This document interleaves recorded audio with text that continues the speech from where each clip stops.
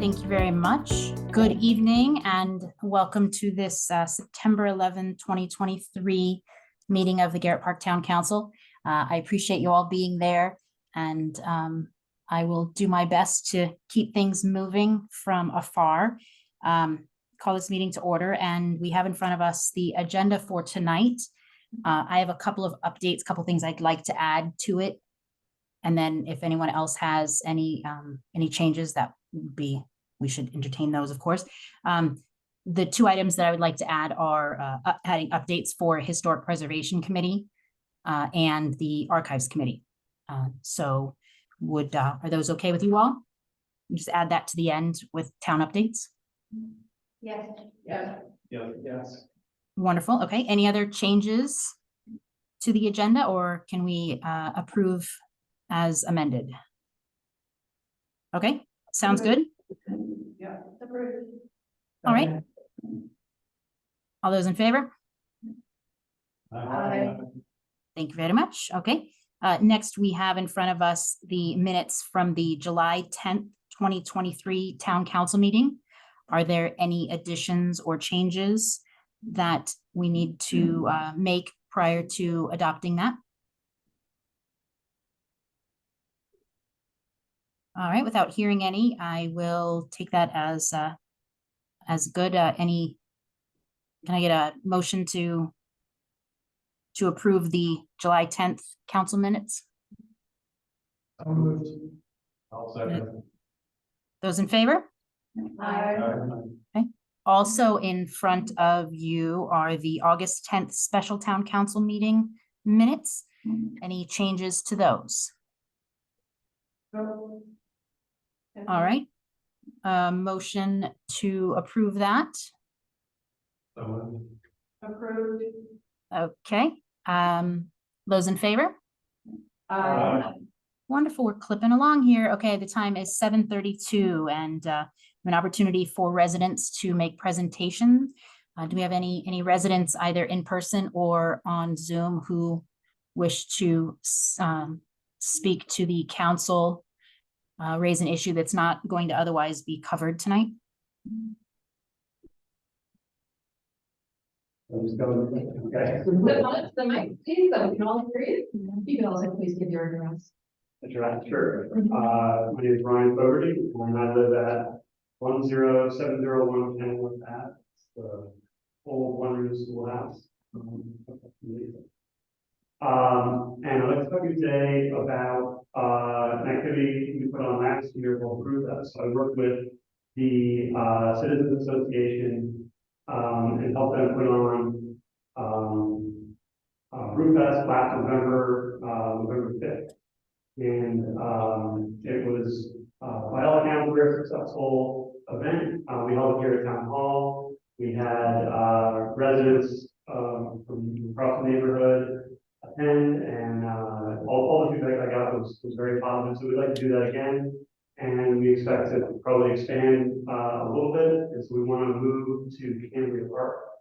And so I've researched the Montgomery County requirements for doing that. And there's a county one-day special permit for alcohol sales in a public park. And in that form, I need a signature of a property owner or government official if it's a public property. So I come before the council asking for approval for signature for the use of Cambria Park. What's the plan if it's raining or thunderstorming? Yes, we're talking about a rainy day. Okay, thank you, Ryan. I appreciate that. I know that Barb has a call tomorrow to sort of iron out a couple of details and get some more information from the county. So I'm not prepared for us to make any or provide any approval tonight. But I once we have more details and we know what is required from the county side, we should be able to at least talk to you again and get some more information. Todd, did I see that you had your hand raised? Yes, just another quick question, which is just, forgive my ignorance, but I guess the Brew Fest is open to the public, or at least people over drinking it. It's not restricted to town residents in any way. We advertise really only on local listserv here, the The estate was fairly, probably, Sorry, yeah. Yes, there's county requirements within this permit. In order to get a permit, there's a lot of different, boxes you gotta check, and the things you have to submit, one of those is an alcohol control plan. How you're gonna encourage safe drinking, how you're gonna control, and check IDs, differentiate over and under 21. So that's a part of the county requirements that we're requiring. All right. Thank you so much, Ryan. Thank you. Hey, quick question. What time were you gonna start and set up, that sort of thing? We're flexible and even we'll take it from that, but we did last year, from 6 to 10 here in the town, also for the same. Thank you. Thanks. All right. Thank you. Any other residents that are in person who want to ask a question or raise an issue? What about on Zoom? Anybody in Zoom that wants to do so? All right, great. Well, then we can move on to the next item, which is our other presentation. Greg Wiedemann, you are here to give us the culmination of several months of your work and many moons of hours of our work. And so we turn the floor over to you. Thanks for being here. Thank you very much. I'd like to thank you. Thank you very much. I want to thank the entire family for giving us the opportunity to work on this feasibility study. Many of you may know that we were the firm that designed 10 place many years ago, 25 years ago. And it's nice to be back. I'm here, I'm principal of Wiedemann Architects, and I'm here with Lindsay Field, the project manager for the feasibility study. And our partner firm of Axios Incorporated, David Evans is here, and Matt Owens is here by Zoom. David was in charge of the assessment portion of the presentation, and Matt oversaw the financial and estimating portion of the work. So both Lindsay and I will be doing a presentation. David will be explaining the Right, I want to let you know, somebody on Zoom is saying they're having a public hearing meeting, might want to push the line a little bit by side. Remember, it's your award, it's your friend. Lindsay and I will be sharing the architectural portion of the presentation, and David will be talking about building condition assessment. The order of our presentation is here on the agenda. After the introductions, Lindsay's going to be speaking about the history of the town hall very briefly, followed by David talking about the conditions assessment. Then Lindsay and I will be talking about some of the activities that preceded our design work.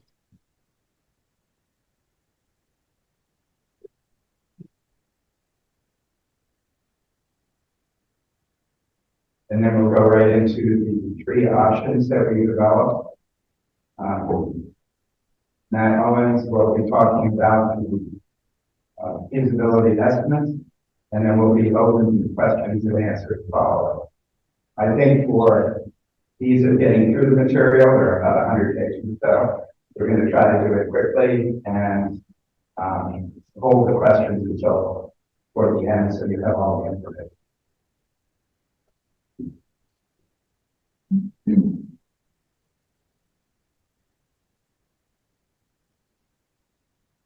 I just, this is Lindsay Field. I just wanted to give a quick overview of the history of Garrett Park and the town hall. I'm sure many of you already know the information, but for anyone newer to the town, I thought it would be helpful. The land for the town of Garrett Park was purchased in 1891. The town was incorporated in 1898.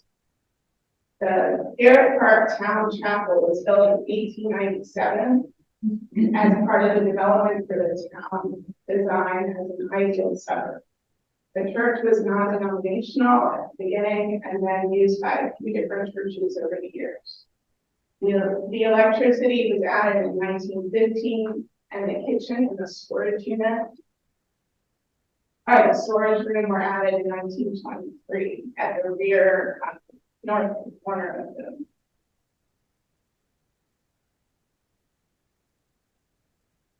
So it's on the right side of the street. Some of the rooms were used in 1927 and 1928 for the Garrett Park School. I assume that's when the school became expanded.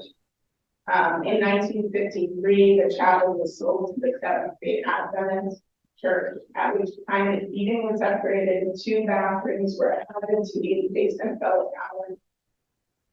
Adjacent to the bell tower and the kitchen, and 2 rooms were added in the rear. So that brings us to the plan. So in the diagram shown on the screen, the green is the original building with the bell tower, the main hall, the parlor, and the stateroom.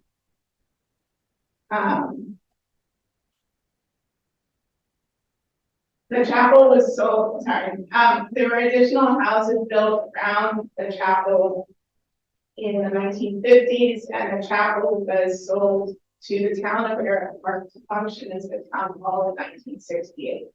At that time, the rear addition was remodeled. As you can see in the plan diagram, the original portion is green, the 1920s shed addition is red, that's the one we showed in the photo. And then in the 50s, the blue areas were added to the building.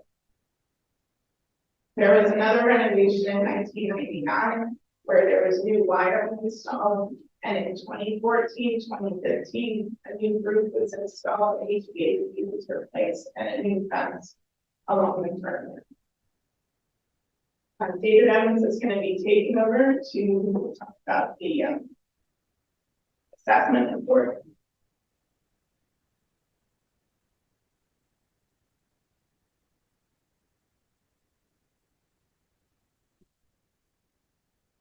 Hi there, everyone. Good evening. Hope you can hear me. I've got an accent as well, so apologies. Please make note again for all understanding me. So, Axios, the grant supplier, we've been on context to do a condition assessment of the building. And the purpose of the condition assessment is really to get a snapshot of time as to the condition of the existing building. It's primarily to identify the deficiencies in the building, mainly the maintenance items. So it's a 10-year cost plan, and basically trying to get the building back to the standard. We're not looking at things, I think it's worth remembering, we're not looking at major alterations, changing design, things like that. So we are just really looking at the building in present form and saying over the next 10 years what we can need to do and keep it in good shape. So we wrote a written report. We completed our condition assessment in April of 2023. Myself and probably Tom Cole did a walk through the building, and we basically did a photos, did a detailed written report and the 10-year cost plan. So I'm not sure if anyone can see that on the screen, but yeah. Some of the major things, walk through the main findings in the building. So accessibility of the building was constructed before ADA requirements. So the east elevation ramps from the building is not compliant. The bathrooms and the kitchen generally are not ADA compliant. And there's some issues accessing the building in terms of stairs and ramps and things like that. So structurally, wasn't any major concern with the building. Yeah.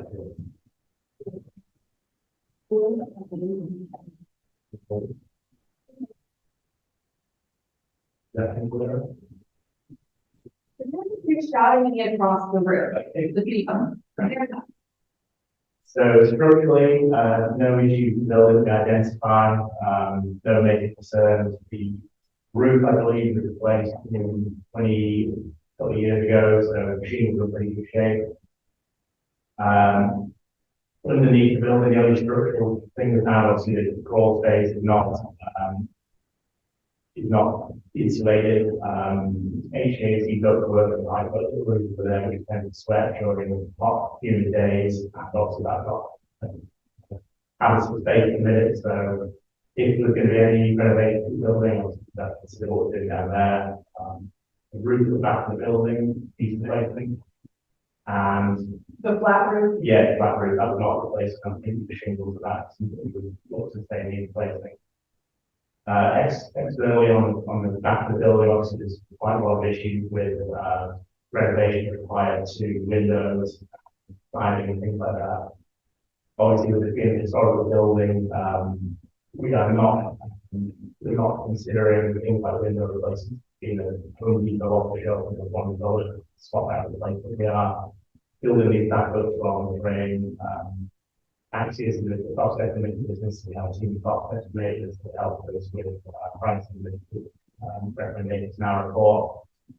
So obviously with the siding, we're in pretty bad shape at the minute, flat siding and machine design with that.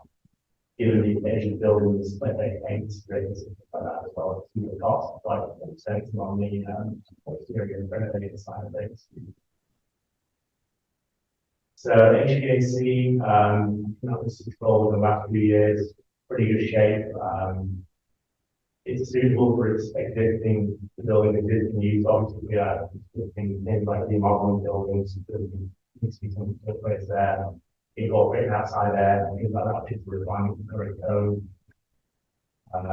Electrics. So there's no outside air now. No, really, no, it's just using inside air, so pretty much fan oil, needed moving out to on the building, yeah. So electrics, they were replaced in 1994, I believe. They're okay in the current state. Obviously, you can go in the extended the building. The major things we found at the building, there was lots of small dollar value upgrades to rectify ADA compliance. So kitchens and bathrooms were a big one. They were designed and installed pre-ADA legislation. They just don't meet the standards of maneuverability, grab bars, things like that. The front entrance ramp and the side lighting, we looked recommending improvements there. At the rear yard area, there was side drainage issues reported to us, so that is water, cooling, not being drained effectively to the rear yard. So we recommended putting in a soap pump and recreating some of the landscaping there. The ventilation and the installation of the subfloor void in the basement area, I think that needs improvement. Obviously, you're going to make that into an outdoor space. That's going to be quite a few upgrades. The roof at the back of the building, the low slope, so the EPDM roof was not replaced, but the shingles were replaced, so that needs to be replaced. One of the major things, like I was saying before, the windows and the siding of the building needs a lot of attention. That's starting to rot pretty significantly at the back of the building. Some issues with lead-based paint, potentially given the age of the building, and yeah, we're looking to replace, obviously, in a historically synthetic way, given the age and the historical significance of the building. The final one was the HVAC system, installing an outside air intake on that, just so that can improve the number of air changes in the space, improve that system. And the fire detection and alarm systems of the building are pretty basic. Electrics were done in '94, so they were pretty okay.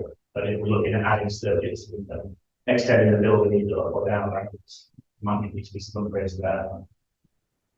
And then the only other major items that we thought that the building were cyclical repainting, so repainting of the building exteriors and replacement with the HVAC system in the far turn facility. So that was our main assessment. Obviously, there's a full written report and photographs in the report. So everyone has a chance to read that, hopefully, that is of use. The next stage, Lindsay and Greg, were asked to obviously do, detailed design of the building and some feasibility options. So I will pass it back to Lindsay and Greg. That's okay. Yeah, great question. So, the starting of that is pretty poor. Town maintenance staff have been working on the historic shell, part, fixing some of the rotting wood and painting it, to get by. I think they were perfectly putting less attention on the back, it's more important than the front. But curious about the condition of the front versus the back. Is it acceptable and is it a historic siding or is it, separate replacement? Yeah, the front has been replaced, I believe. I think it's done a good job of maintaining it. We've been included for replacement there, I think, on the building, so stripping it right off, replacing. That's within our costs, obviously, Greg, and they might have some more slide on that, they included on that. But we had included it in our report, yeah. I think your report, I think suggested painting the scallop shingles, but then replacing the parts on it. Depends on the condition of the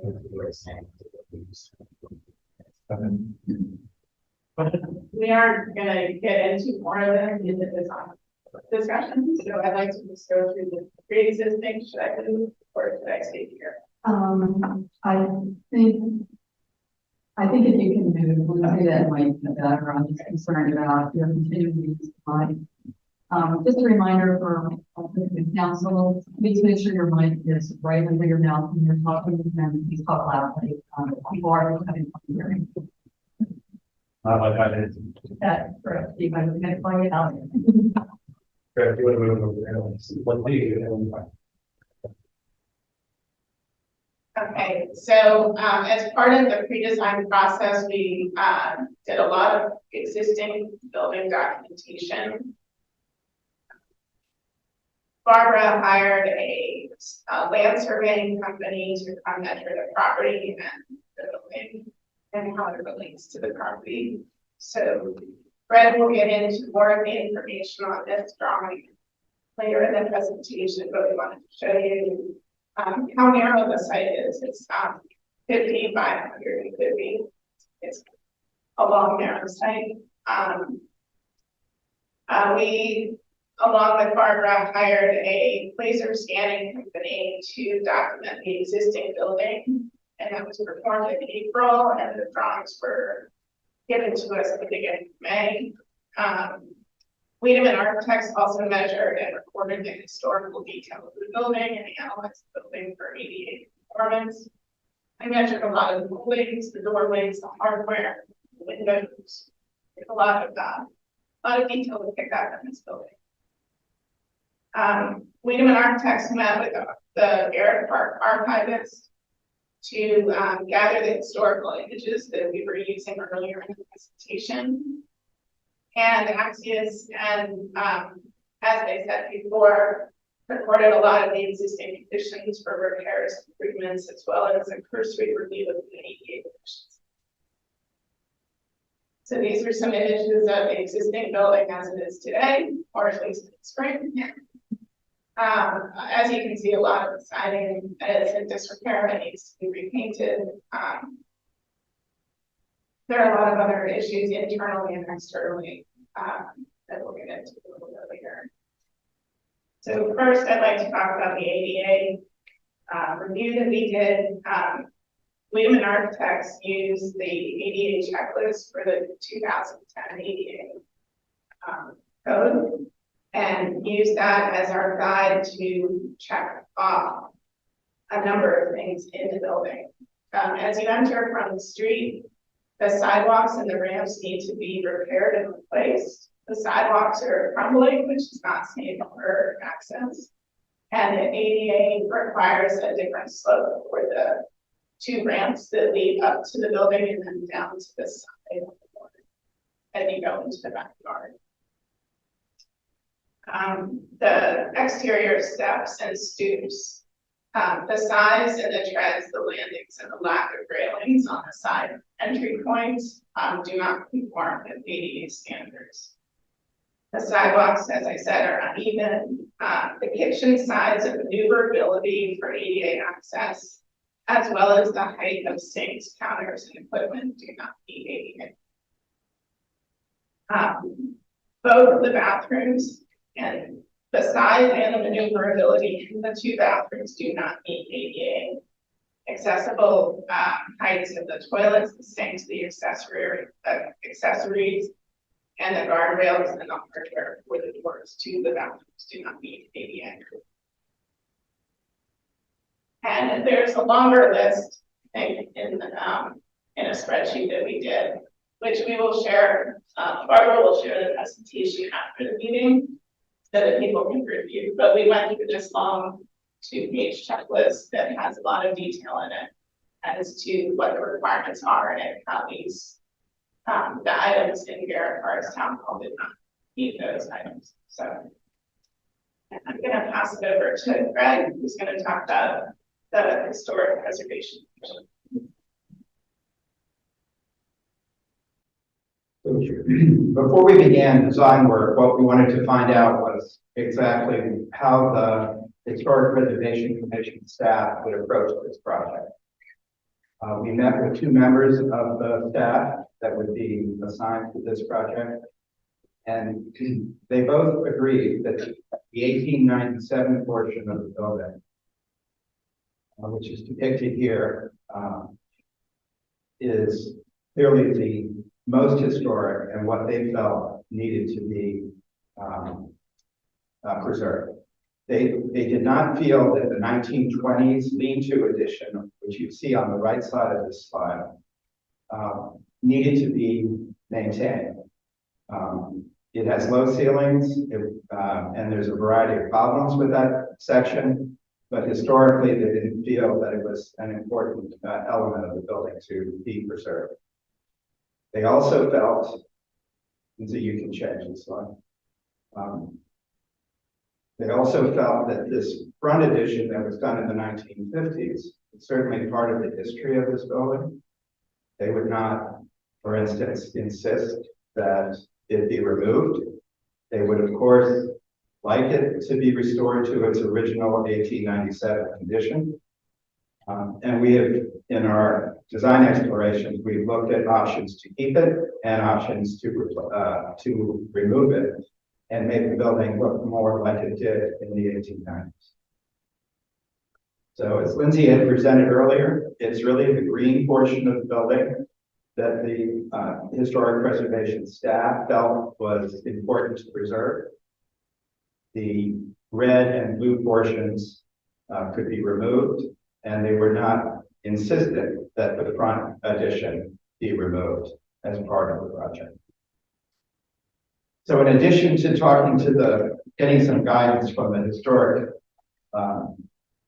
preservation group, we did some basic zoning and code analysis. I wanted to just summarize a few of the highlights of that.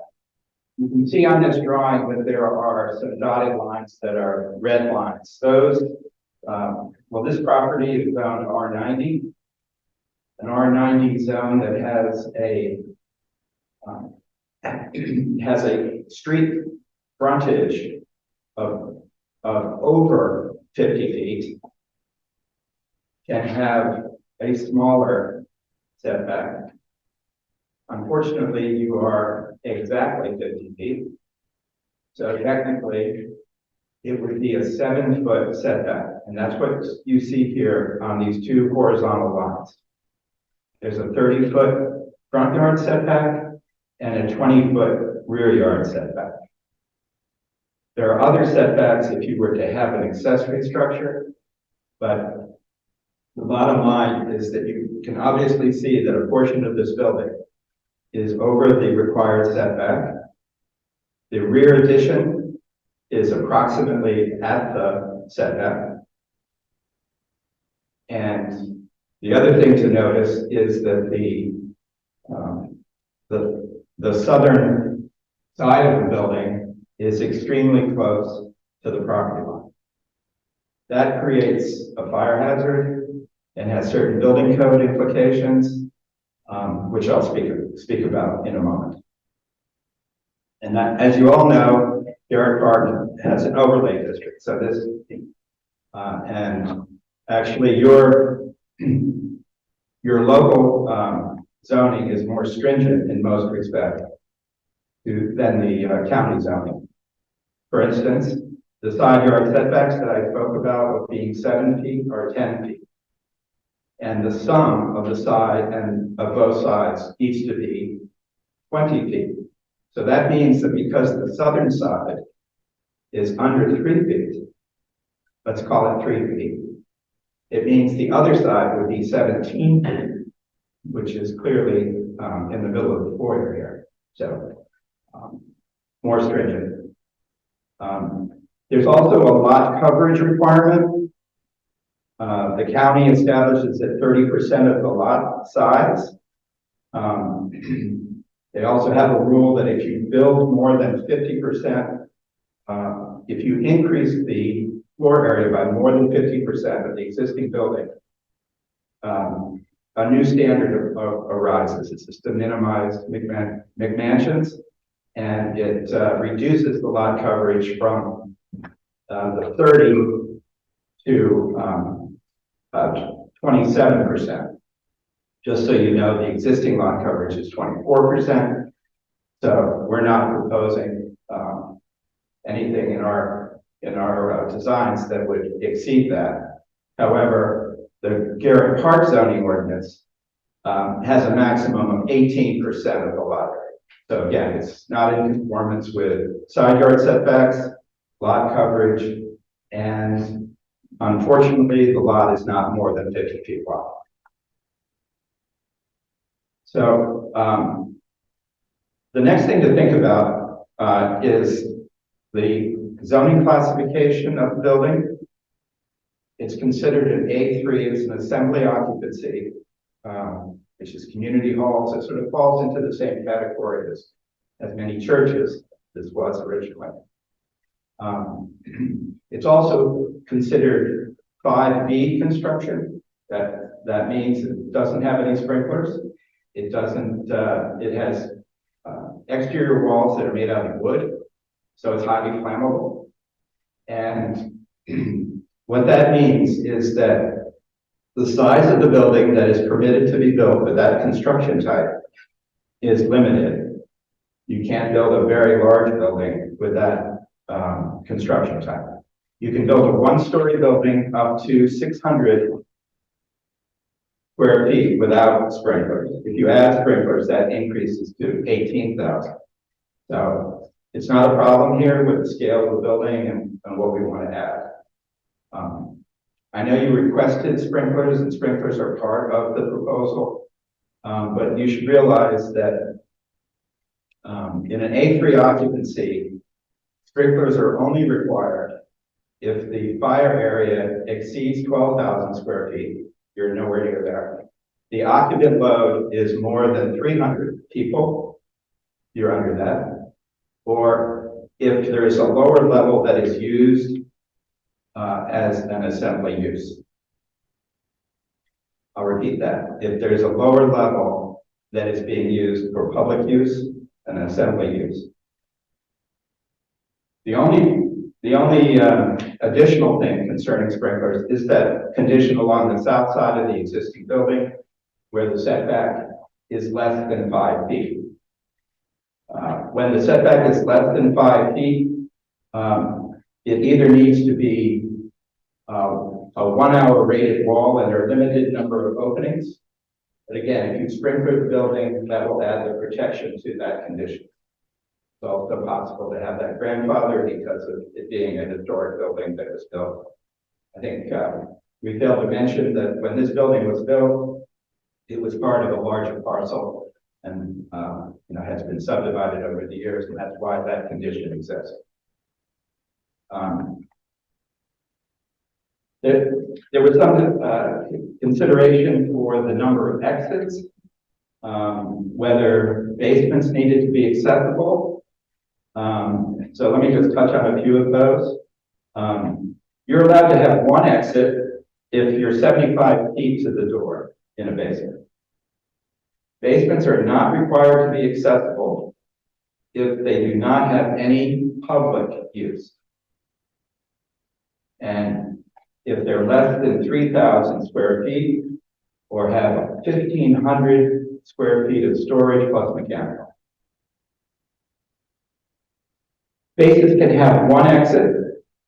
Spaces can have one exit if the maximum occupancy is 49 and there's a 45-foot maximum path of travel. The exit access can be all the way up to 200 feet without sprinklers and 250 feet with sprinklers. So the building, once you make the decision to sprinkler this building, a lot of these issues will go away. Every room in an assembly function needs to be established in terms of occupancy, and the occupancy is going to establish things like number of bathrooms, number of exits, how big the stairs need to be, and how big the doors need to be. So this particular room that we're in is been posted for an occupancy of 75 persons. The fire marshal can establish what is a reasonable assumption for the building, and that is what would govern here. Technically, the building code establishes occupancy based on whether they're fixed seats, movable seats, tables, chairs, and the like. So, and it varies between 5 square feet, 7 square feet, or 15 square feet per person, depending on the concentration. And then on top of that, bathrooms are required one toilet for every 125 males and one toilet for every 65 females, one lavatory for every 200 people, and drinking fountains for every 500 people. So we believe that the occupancy is about 130. So it is necessary that we have 2 bathrooms, both being unisex and both being accessible.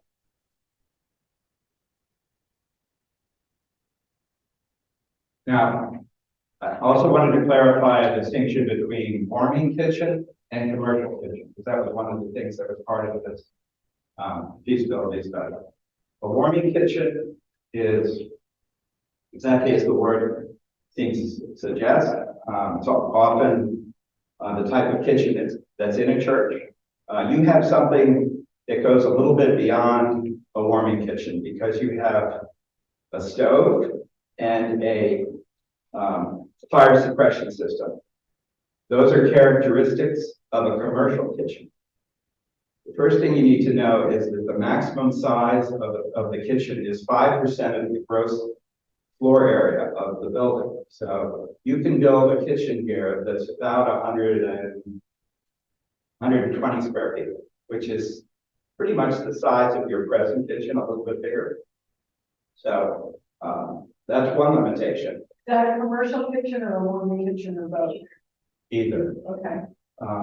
Commercial kitchens have other requirements. They have equipment requirements.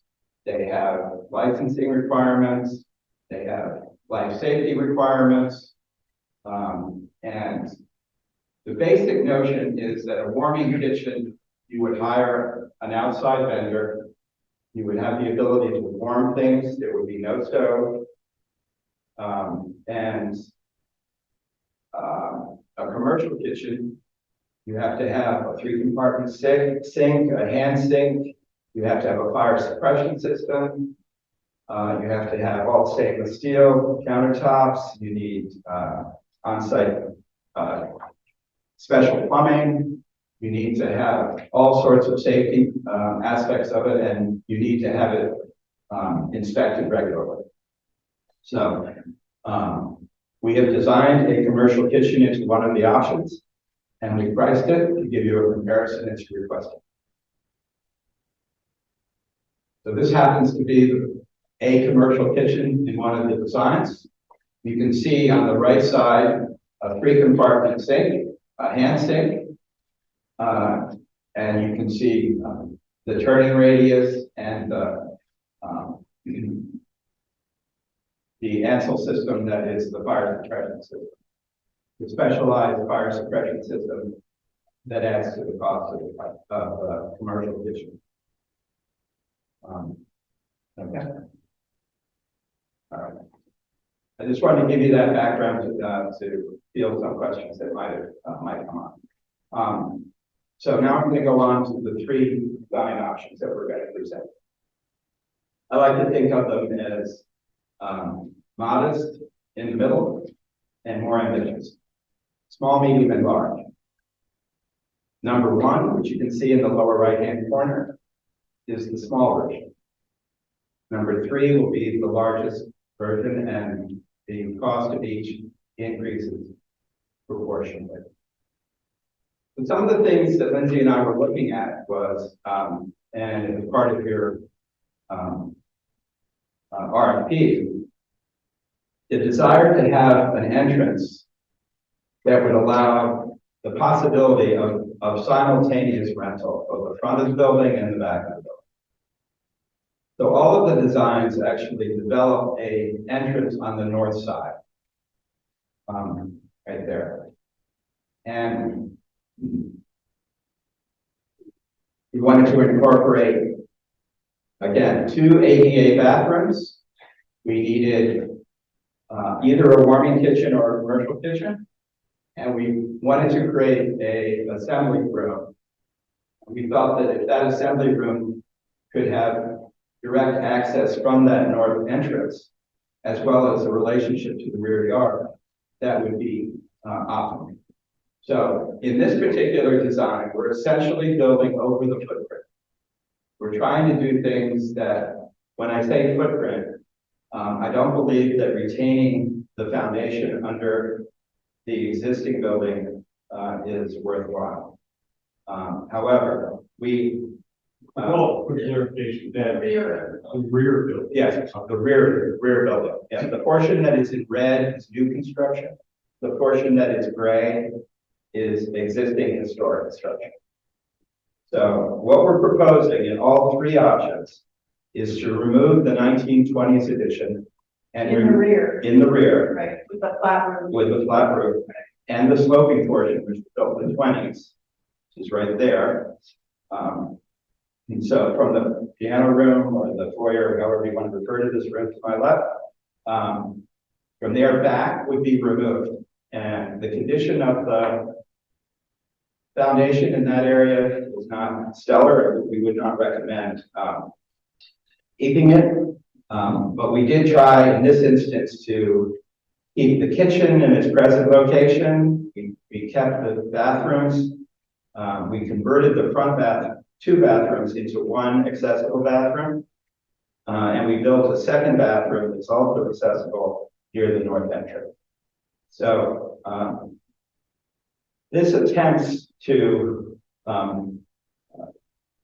take advantage of where plumbing is currently, and we would be building a very nice size assembly room that could function independent of this room In the rear. in the rear.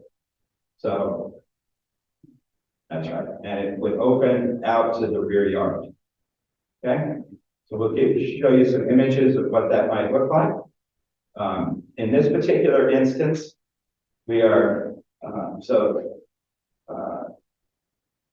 the first gable is the piano room, right, on the lower part, and we are adding the second gable to the right.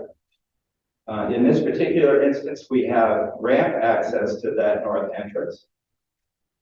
And So that's looking at the rear of the building. it's looking at the side, so Okay, the kitchen side. the kitchen side. Okay. So the upper one is the view from the street, obviously, and you can see the existing 1950s portion is being retained, so it wouldn't change. The drawing at the bottom is the view from the north side. So you walk along that side, and you can enter the middle between the new and the old. Next, please. This is the rear addition that on the top, so that's the view from the back. And the image on the bottom is the view from your neighbor's driveway, basically, where it's very close to the property. Next, please.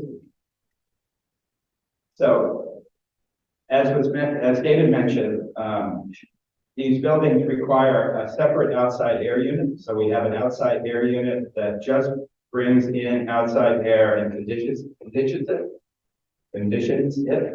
And it is in the area above that rear assembly room. There's also some attic space in the link. And as you can see here, we just have a shallow foundation. We have it deep enough to be more manageable. And we would step down from the historic foundations of the church. We've done that in a way that does not require underpinning the existing foundation. But in this particular instance, there is no storage, there's nothing below the main floor. The storage would be in these attic spaces and in limited closets on the first floor. So once again, this is the most modest. We didn't attempt to build basements or partial basements. But it establishes a new assembly room that relates directly to the exterior.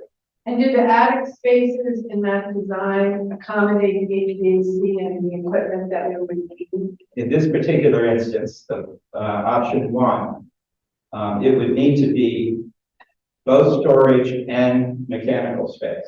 And there's sufficient space for both. In later ones, we have a basement and we can move some of that mechanical down below. The system that you have here in this building is really a residential system, and it doesn't bring in separate outside air. But what we would propose to do is essentially have a unit that would serve the historic portion, a unit that would handle the red portion, the new portion, and then an outside air unit, a third unit that would be in the attic above the assembly room. And to give you a sense of scale, the assembly room would have a 12-foot ceiling, which is similar to your existing piano room. And So, the quick question to Barb and Kayla is, we don't need additional storage. Right? I mean, this building does not use a lot of storage. City items that need storage are stored at the other There's facility. quite a bit of items stored here, not only like all the audio and digital equipment you're seeing, but we also store some equipment for some of the long-term tenants. Different classes have their equipment. Classes. yoga classes, They go here. Boy Scouts, I don't know who else might use it. Okay, is that going to be a problem in this plan? Let's continue. Okay, I'm sorry. All right. Next. All right. Next. Okay, these are cross sections the other way. So, go ahead.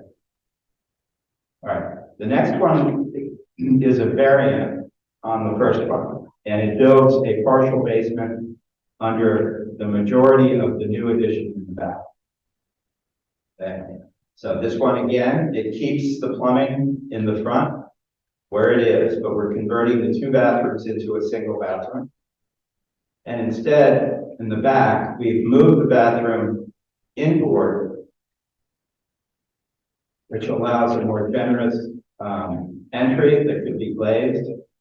And we've moved the kitchen to the south side, which affords a larger new assembly room, which you can see is about half the size of this present room. I'm not mistaken. There are pull-down stairs for access to the attic, but in this particular option, we're building a basement under the assembly room. Okay.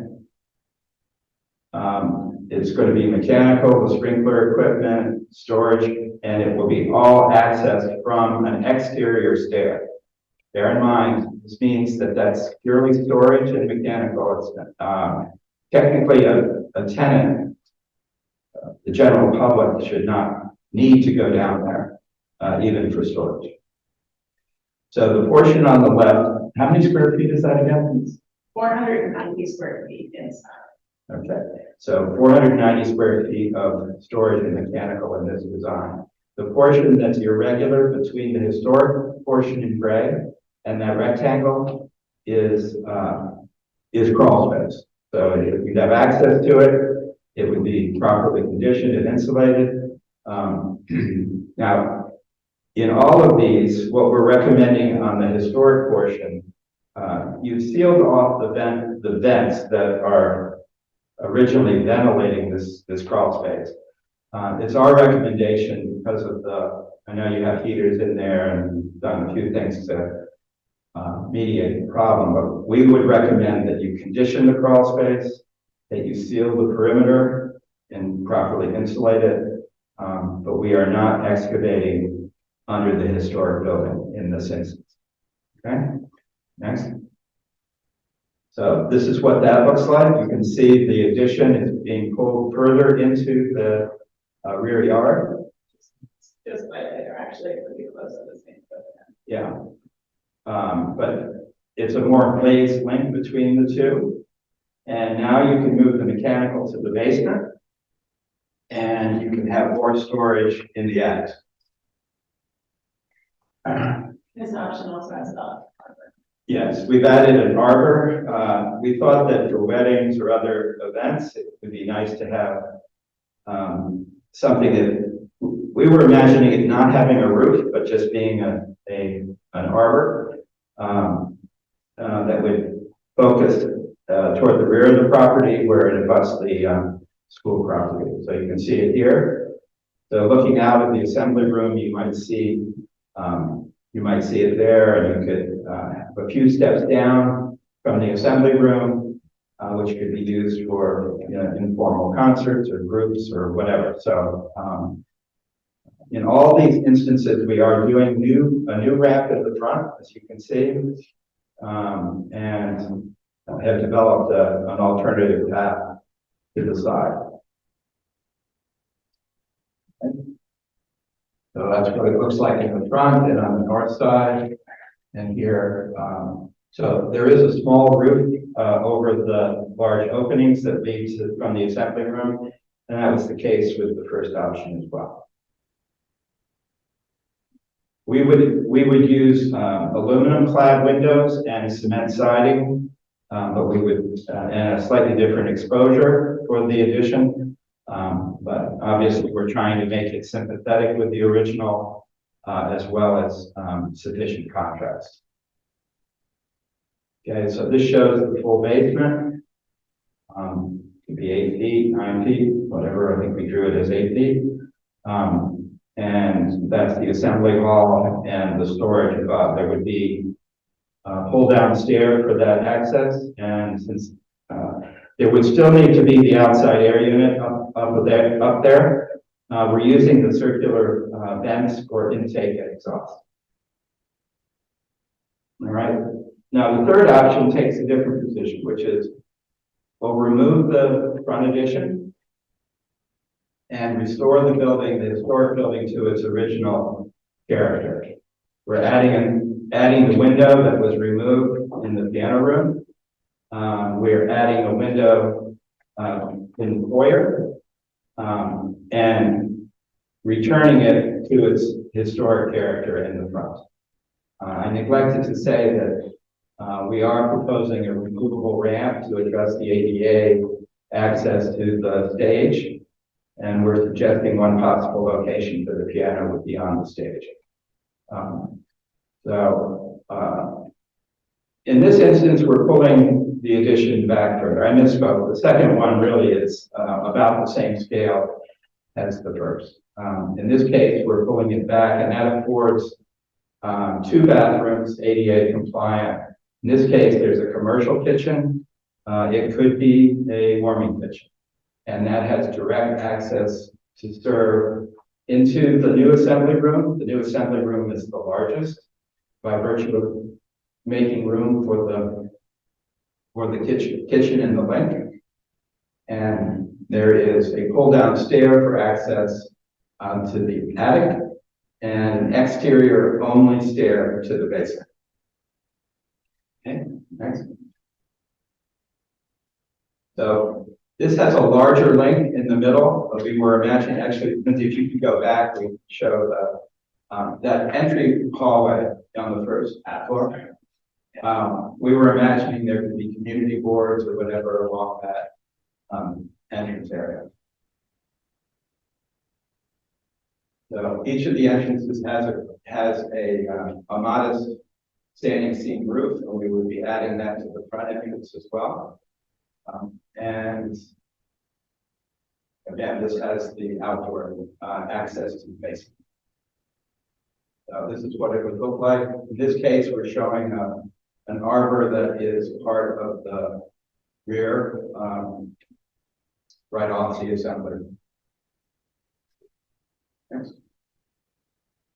So again, full basement under the assembly portion, about 500 square feet, and then crawl space, and then the shallow crawl space of the existing. This is the cross section the other way. That door to the right, on the right-hand side, leads from the kitchen. And you could come out there and there could be a serving bar, a variety of uses for that larger assembly room. Again, it's about a 12-foot high ceiling. In the report will be this, which will tell you exactly what assumptions were made for each of the three options, and we're going to give a narrative description of each of them, just so you can compare them. Obviously, a lot of the features can be interchanged, but we wanted the three options to show the range of possibilities. Next. So we also looked at a full basement. We did not draw the full basement because we didn't think that, well, if you do a full basement, the presumption is that you're going to have something other than storage at the lower level. So in all likelihood, it will be public use. Public use will require an elevator. It will require two means of egress. A commercial elevator or a residential elevator? It can be a MULA, it can be a limited use, limited access MULA elevator, which you see in churches. Right. But it needs to accommodate a wheelchair. Right. It needs to connect this level to the lower level. Right. And then you need two exits The outside. to the outside. So that one exterior stair is not sufficient. We did not draw the plan, but we wanted to point out some of these things. If you are increasing the occupant flow, let's just say you're adding 130, the same number of people as the first floor. So now you're at 260 total. Yeah, now you're going to need 4 bathrooms, 4 larger bathrooms. So we're figuring 2 more accessible bathrooms on the lower level. So how do you build the basement under a historic building that has a stone foundation? Well, my firm is doing the Noise Children's Library currently, and the plan there is to lift it and build a full basement under it. So we're quite acquainted with what's involved in doing that. There are companies that do that for a living. They put steel beams across and ribbing, and they lift the building up. You can't. That's really the only way. You can either move it or you lift it up and work under it. And then when you put it back down, of course, the Historic Preservation Commission would like it to look just like it does today. So you would be rebuilding the foundation, reinstalling the stone, and HPC would not object to that approach. They would not be enthusiastic about it because it is disruptive to the historic character, but if it's done properly, as I said, that's exactly what we're doing at the Noise Library. So I'm going to turn this over to Matthew, who's Matt is on the line, and he can explain the feasibility estimates that were developed for each of the 3, and then we can answer questions. Thank you for your patience. Yeah, thanks, Greg. I'm Matt Owens. I'm the operations director for Axios, and similar to David, I'm originally from England, and despite being here in the US for over 18 years, I haven't quite managed to shake off the accent yet. So that, on top of any audio issues we may be having, please let me know if you struggle to hear or understand me. But I've been in the construction industry for over 22 years now, and I'm a certified estimating professional with the Association for Advancement of Cost Engineering. Now, just very quickly before we really start looking at the estimate summary, I think Greg mentioned this earlier, we offer a number of services, but I primarily concentrate on the estimating.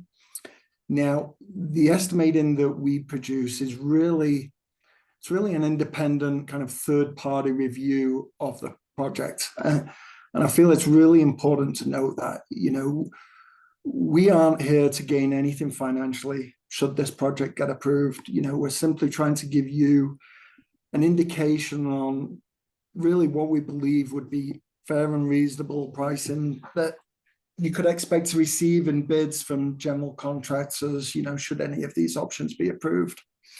And sometimes, you can argue that let's get a contractor on board early. But what we generally find is they'll tell you a number or value that you kind of want to hear.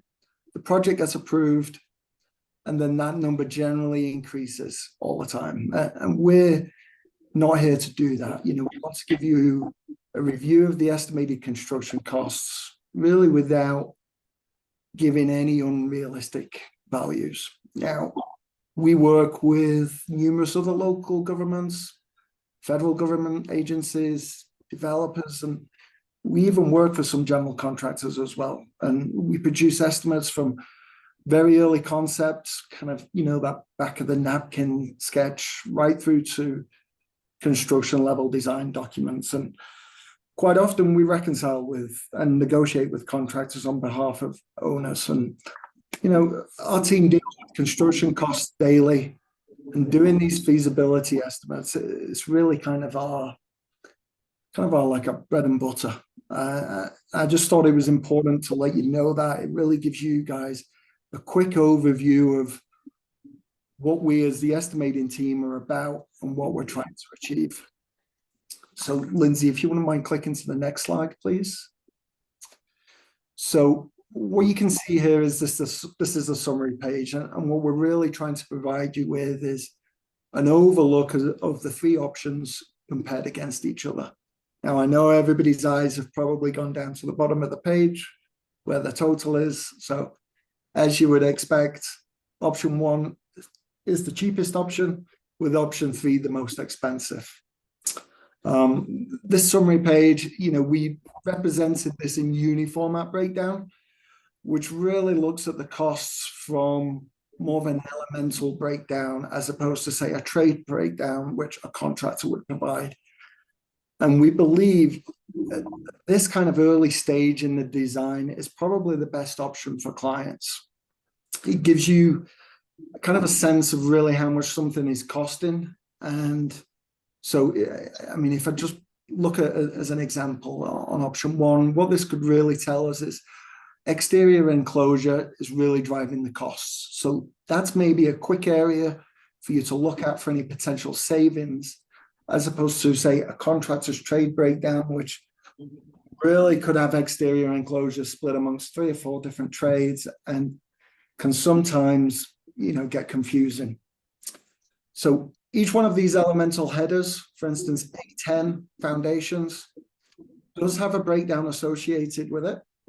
So the foundations cost probably has about 6 or 7 items that make up that 56,100 in option 1.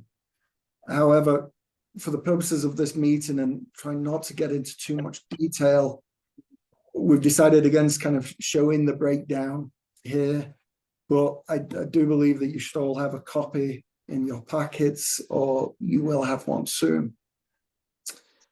Now, how we arrived at the detailed costs. We generally look at the drawings that Greg went through previously, and we're basically measuring where possible from the drawings. And then kind of for the remainder, we're using parametric measurements in conjunction with, say, references from other similar projects that we may have recently estimated. Then, in terms of pricing, we really prefer to use what we would call first the principles approach to estimating, and using pricing books more as a guideline. And what this means really is that we're determining kind of the actual time required to perform activities. You know, we're establishing relevant crews and the equipment that's needed to carry out that task. We're conducting wage rate analysis and ensuring that only local rates or prevailing wages are inputted. We're looking at material costs. We're going out to suppliers where we can and getting pricing. But really what we're ensuring is that the rates reflect sometimes small quantities with projects like this, as well as minimum charges for crews. So, you know, all of this is kind of researched and used in our estimates. And we give all our estimates kind of regardless of the size, whether it's something like a $2 or $3 million project or a $50 million federal government project. We're really giving them all the necessary attention, and we put thought behind the pricing to really try and provide a more accurate estimate. Now, looking at some of the markups towards the lower part of this page, you'll see the first one that we have there is design contingency, which is really a percentage total of all the direct costs above it. Now, the design contingency is really to cover the unknowns at this early stage in the design. It's still a cost that you could expect to see, and as the design develops and should we do any future estimates, that percentage would come down, but the detail in the estimate would really increase to capture those costs. So at this stage, we're using 15% for the design contingency, which actually might seem a little low given that this is a feasibility estimate. But really, when you look at the detail in the estimate, we feel we've captured a few of those kind of unknowns at this design stage from the experience of our team. Then this design contingency, along with all those items above it, foundations, superstructure, when we add up all those together, that gives us a direct cost before any general contractor markups. And then we kind of move on into these general contractor markups. And the first one would be general conditions. Now, we're carrying 18% in the estimate at the moment. And although it's a percentage, we do really look at it as a value against the anticipated duration for projects of this size. We were thinking 12 months. And when you look at that value, and I'll use option one as an example of 349,907, that actually calculates back to just a little less than 30,000 a month, which seems to fall in line from what we've seen in other projects of kind of this size. Then the next item we have is the insurance payment bond, which is something that you will see in contractor bids. And then finally, kind of the contractor's fee for doing this, which we're carrying at 3.5%. It might seem a little low. Really, we're trying to capture what we hope would be competitive bidding for you from local contractors who are likely to bid this. And then finally, the last marker we have there is escalation to midpoint of construction, which is sitting at 13%. Now, we're anticipating a start on site date of around April 2025. And a 12-month construction period, midpoint of construction is going to be 26 months from now. So really 13% seems reasonable in our opinion. Now, obviously we add up all those markups. It's showing us an option one cost of nearly 2.75. Option two cost, I think, is at just under 3.4 million. And then option 3 was sitting at just over 3.7. And just please remember that it's an estimated construction cost at award. It does not include any design fees, any owner contingency, permitting, or any of the kind of those soft costs.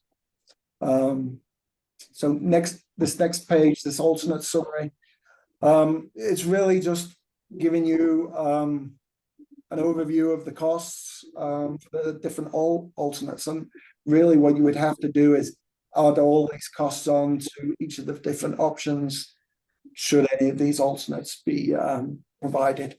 And then last slide, from my point of view, is really looking at a very quick comparison between the warming kitchen and the commercial grade kitchen. Obviously, commercial kitchen is a lot more expensive, and that's what we saw in option 3, as opposed to kind of that warming kitchen design in options 1 and 2.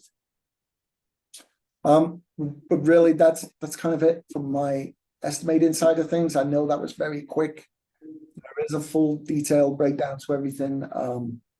So if you do have any questions, please just reach out to me. I have a question. Does your cost estimate take into account the Axios property condition review, or do your numbers include all of the things that would have to be upgraded to essentially have a new building, like all the windows and HVAC, et cetera? So I'm just wondering how these two things relate. They're independent of each other. The cost estimate for the condition report is if you did nothing. Right. The feasibility study is if you did option 1. Obviously, replacing bathrooms and all that. So they're not additive. Right. They're alternatives. Right.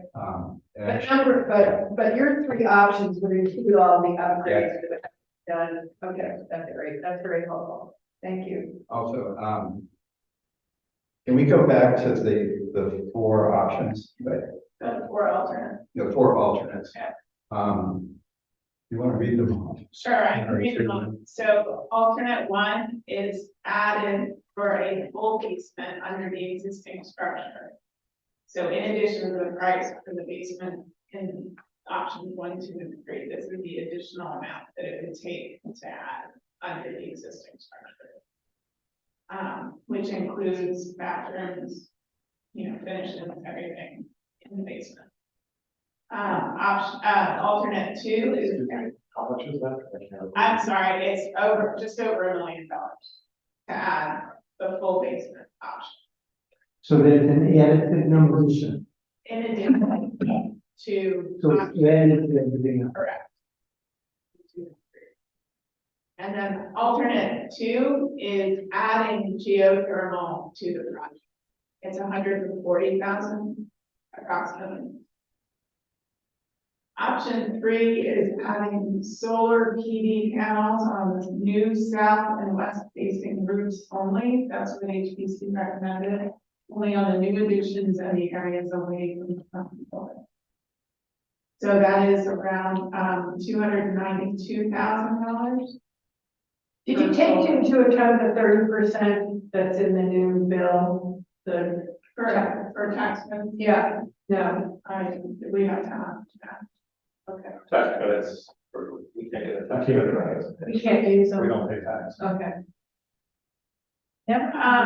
And alternate 4 is adding a 50 kilowatt gas fired generator for the building. And it's 100,011. Oh, really big. 211,000. And these have all of those escalations. So this is the 18 plus 15, all those percentages that Matt just out. So another question for Matt, please, which is you mentioned soft costs. And I just would like to know, say in recent projects you've done similar to this one, maybe what percentage of a project are soft? So how much do we have to add to this cost to get the true cost, including the soft cost? And also, sorry, one other additional question. If I understood correctly, you said that we'd be halfway through with this by April 2025. Meaning it's about a 3-year, yeah, 3-year duration of the total project. Is that correct? From No. now to completion? No. What is the amount of time? The construction period would give approximately 12 months. Okay, and so we would start whenever we, Well, in advance of that is all the design, engineering, Permit. permits, all of that, yeah. so it's at least 2 years. And I mean, the question is about inflation. Is, That's exactly why they picked the midpoint of the construction. I see, okay, okay, thank you. So the soft cost is the remaining one. Right, yeah, thanks. So the soft costs, we generally very rarely get involved with soft costs, purely because that's kind of like an ever-changing aspect of what the owner would like to see. If you give me a couple of minutes, I will look at a couple of similar projects that we've done for another government agency where we have done some FF&E or those soft costs, and I might be able to give you a very rough idea on those. So if you could just bear with me a couple of minutes, let me see what I can find for you. Thank you. If we have other questions, if you could please actually stand out the mic, if I'm getting feedback, I'm difficult to hear. Sounds like the main soft costs that weren't included were the design, so ADPs and then permits and then FF&E. Right. I have a question for you. In the conversations with the historic preservation staff, was there any discussion about the fact that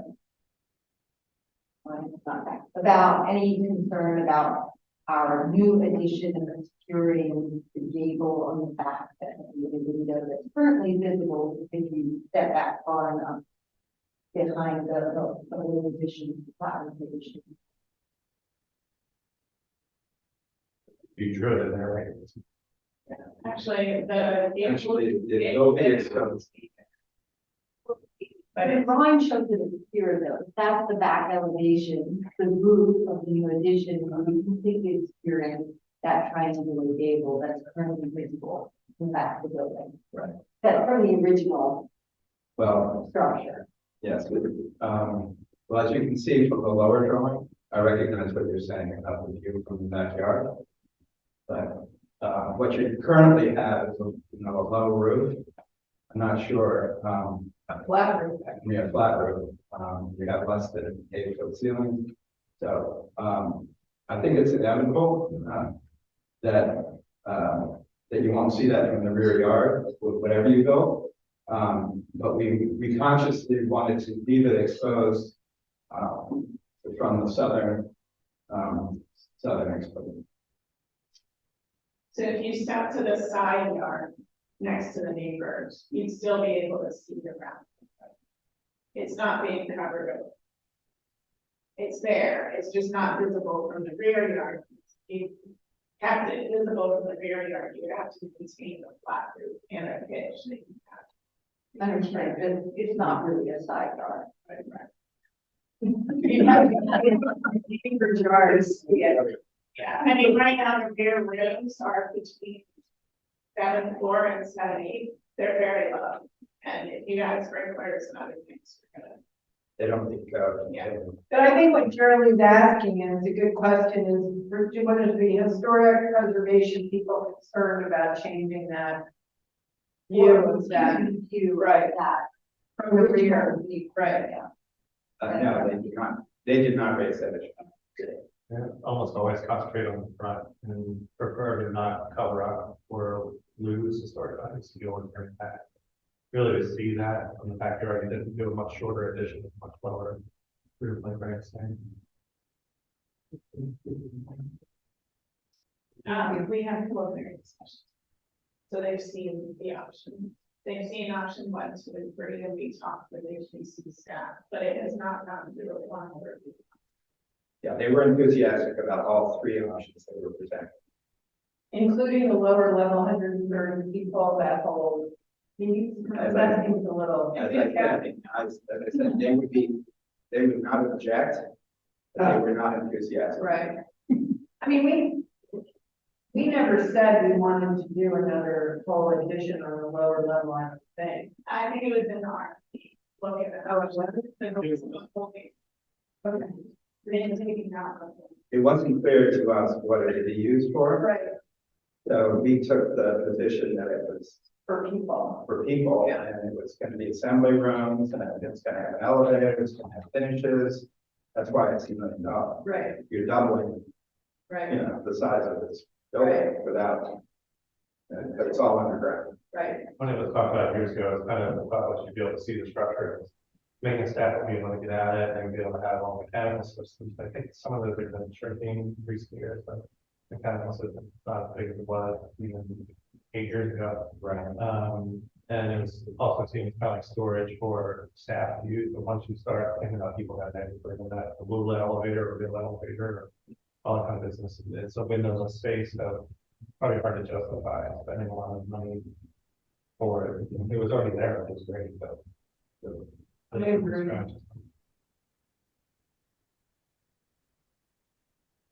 wouldn't want to be the contractor that does the encapsulation Yeah, of or lifting it up and working on it. We have somebody in the room who was made to dig out a basement in their house prior to HPC. They're not allowed to build up the side. You can see in this drawing, you have a full basement, and then you have a shallow crawl space, but substantially twice as much as what you currently have. And that sort of L-shaped red thing is, you have to underpin the foundation, you have, which the structural way of supporting it without having to remove it. But can you still put in that, where that section crawl spaces, those crawl spaces could be kind of useless. Well, the existing crawl space is about 20 to 24 inches deep.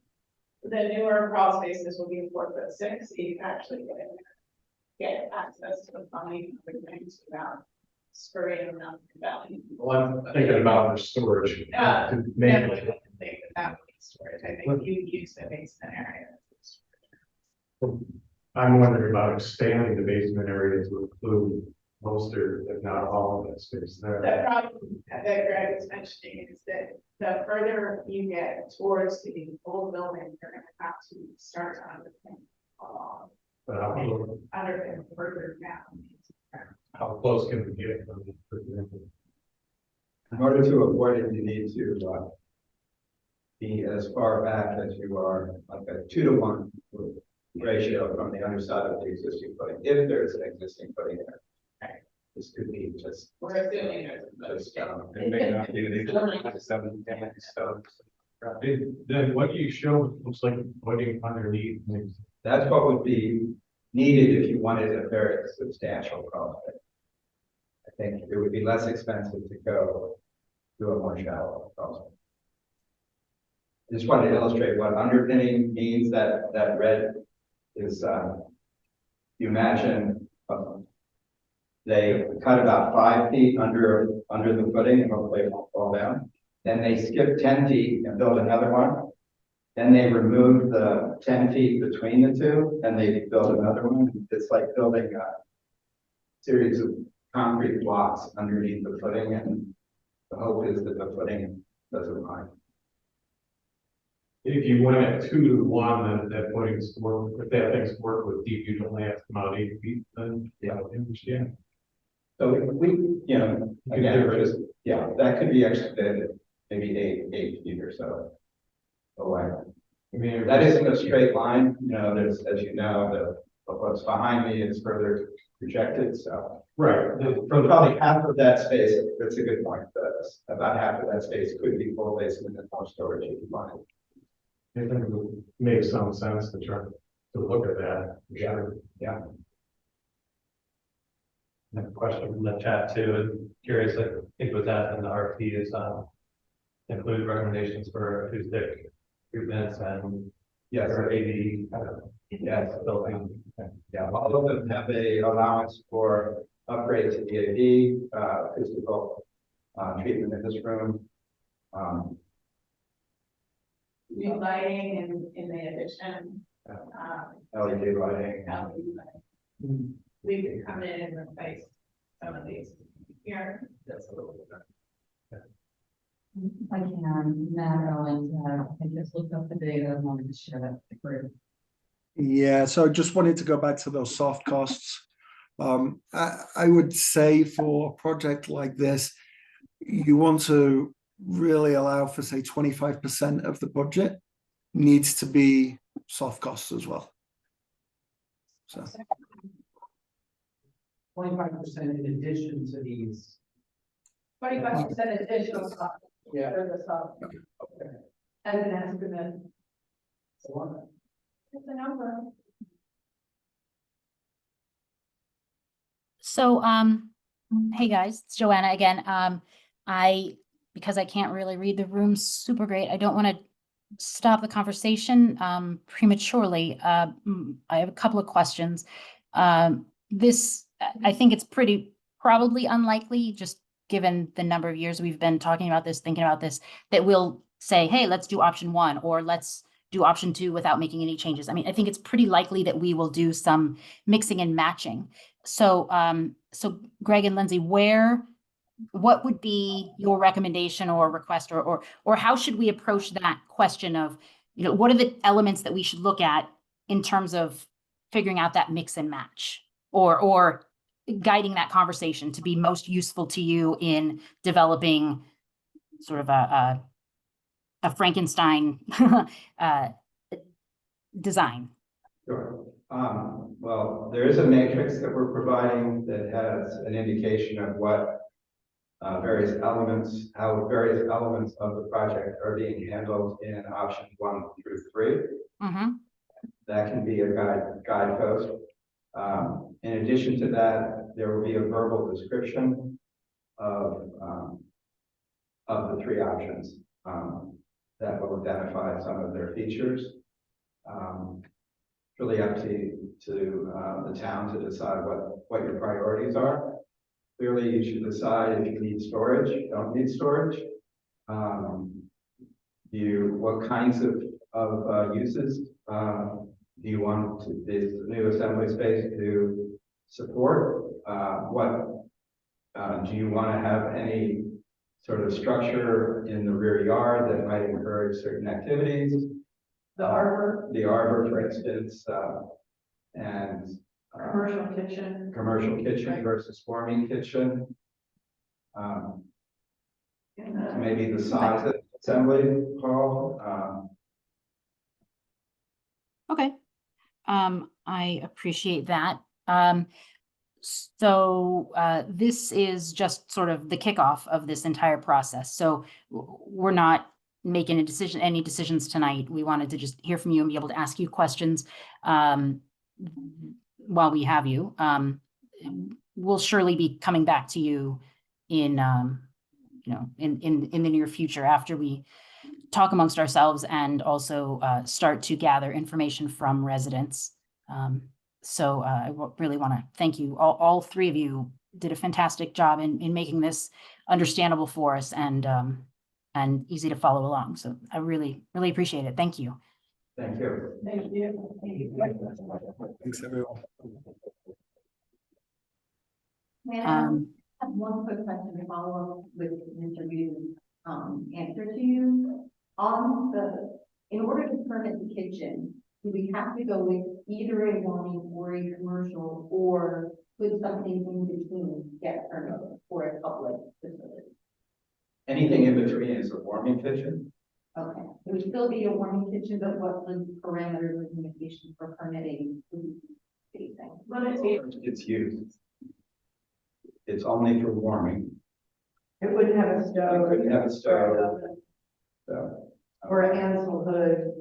What kind of in-between features might that be considered, might be in the realm of possibility that you might consider, one might consider?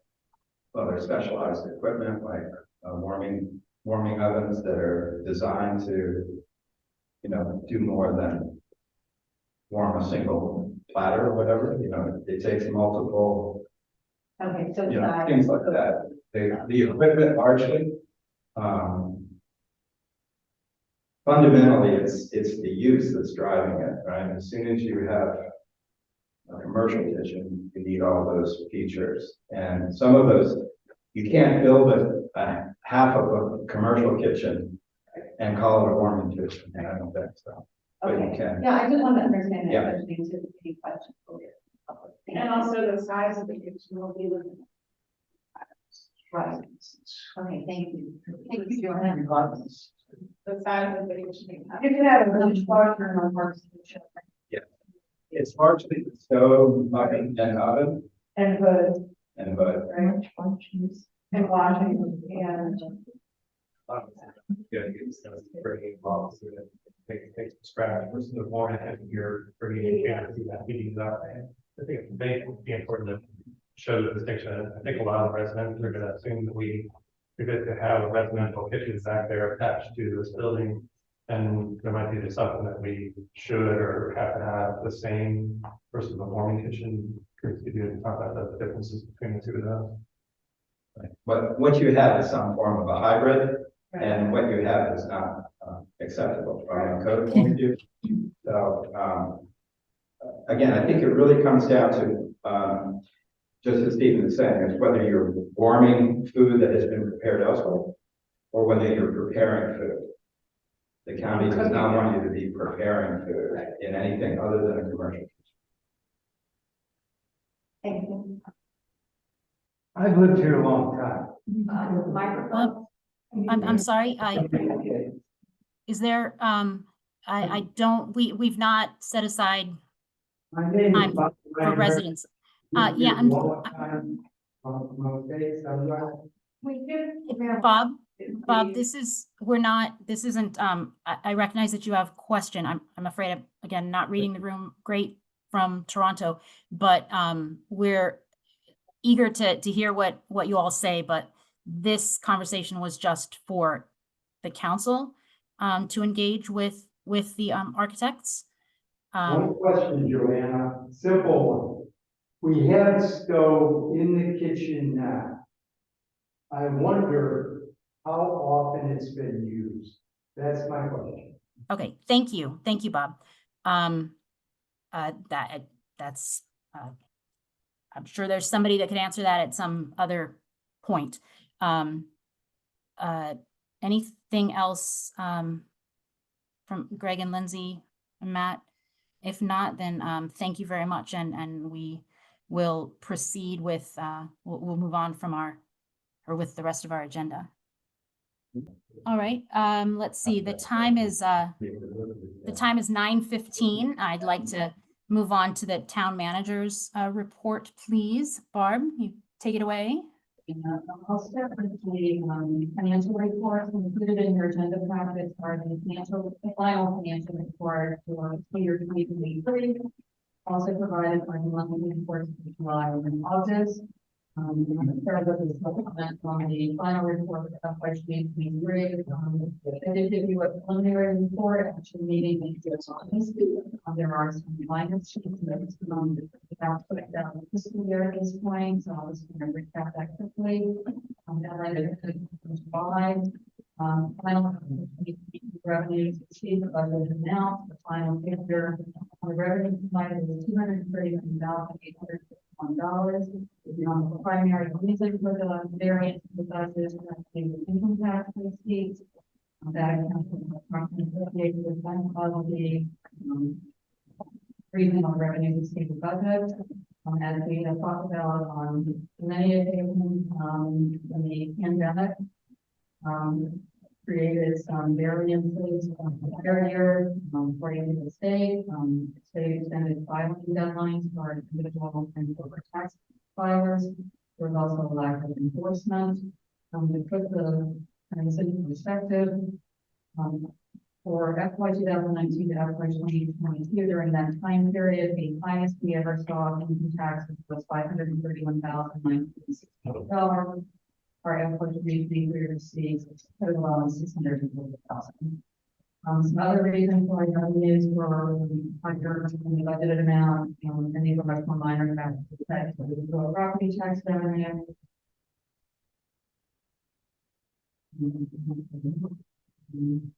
Investment earnings as well as other receipts. And other receipts, Mayor and Council may recall that we received a unanticipated payment as part of a class action settlement that we were actually not a direct party to. We also received higher than expected reimbursement for COVID-related expenses. On the expense side for FY 2023, our operating expenses came in about $152,000, less than the budget amount. A number of reasons for that. Part of it has to do with unexpended contingency account funds. We also had some savings in our personnel costs. One of our employees transitioning on March 1st to a part-time position on part-time status on a trial basis, and obviously some part-time liable insurance. Our maintenance staff is not responding to other events. Some other accounts that have savings in them are IT operations, as well as our trade parts and brands.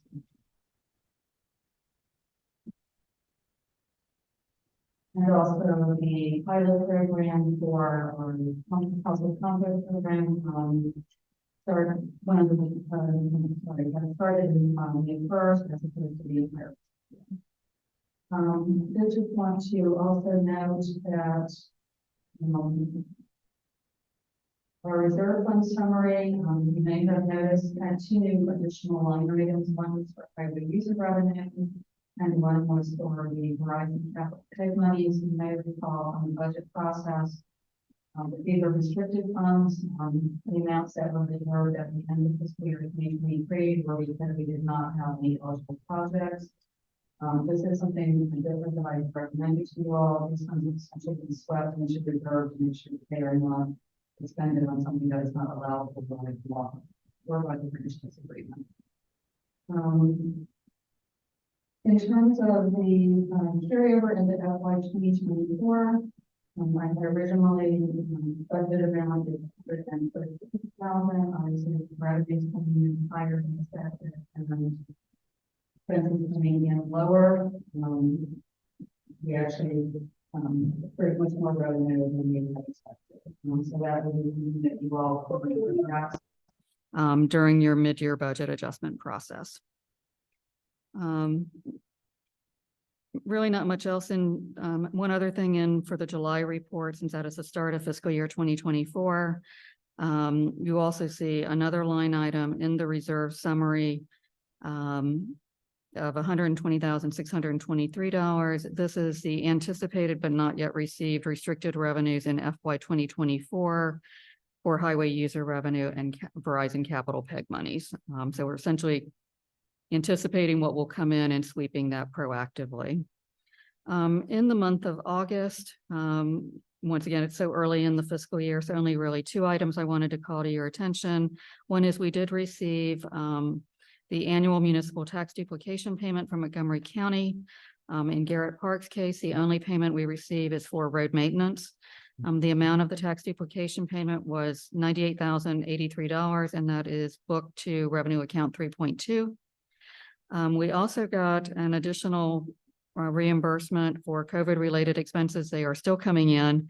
The amount we got was just under $6,600, and that was booked once again to 5.4 other receipts. Also in account 5.4, we did receive a reimbursement from the local government insurance trust in the amount of $11,631.50. This was insurance proceeds for two damaged light poles on Strathmore Avenue, one of which I know Councilmember Paskowski is quite familiar with, since it was pretty much right in front of his house. I did want to mention and hopefully get approval tonight. We do need to order the new replacement poles.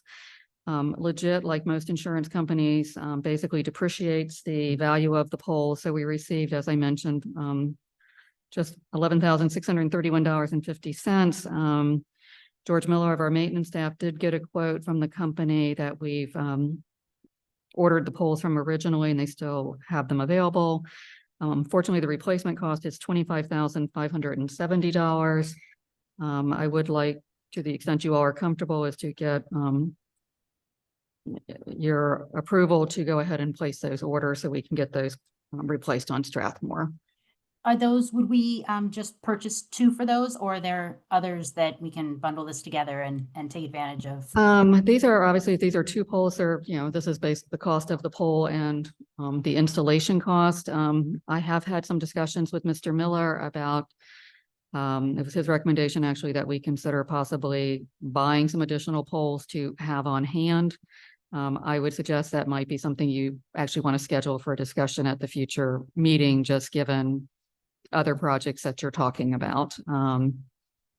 So does anyone have an objection if I order the replacement poles? Well, actually, I do like his idea, and I would even suggest that we consider it now, because I would assume that they might be more expensive later.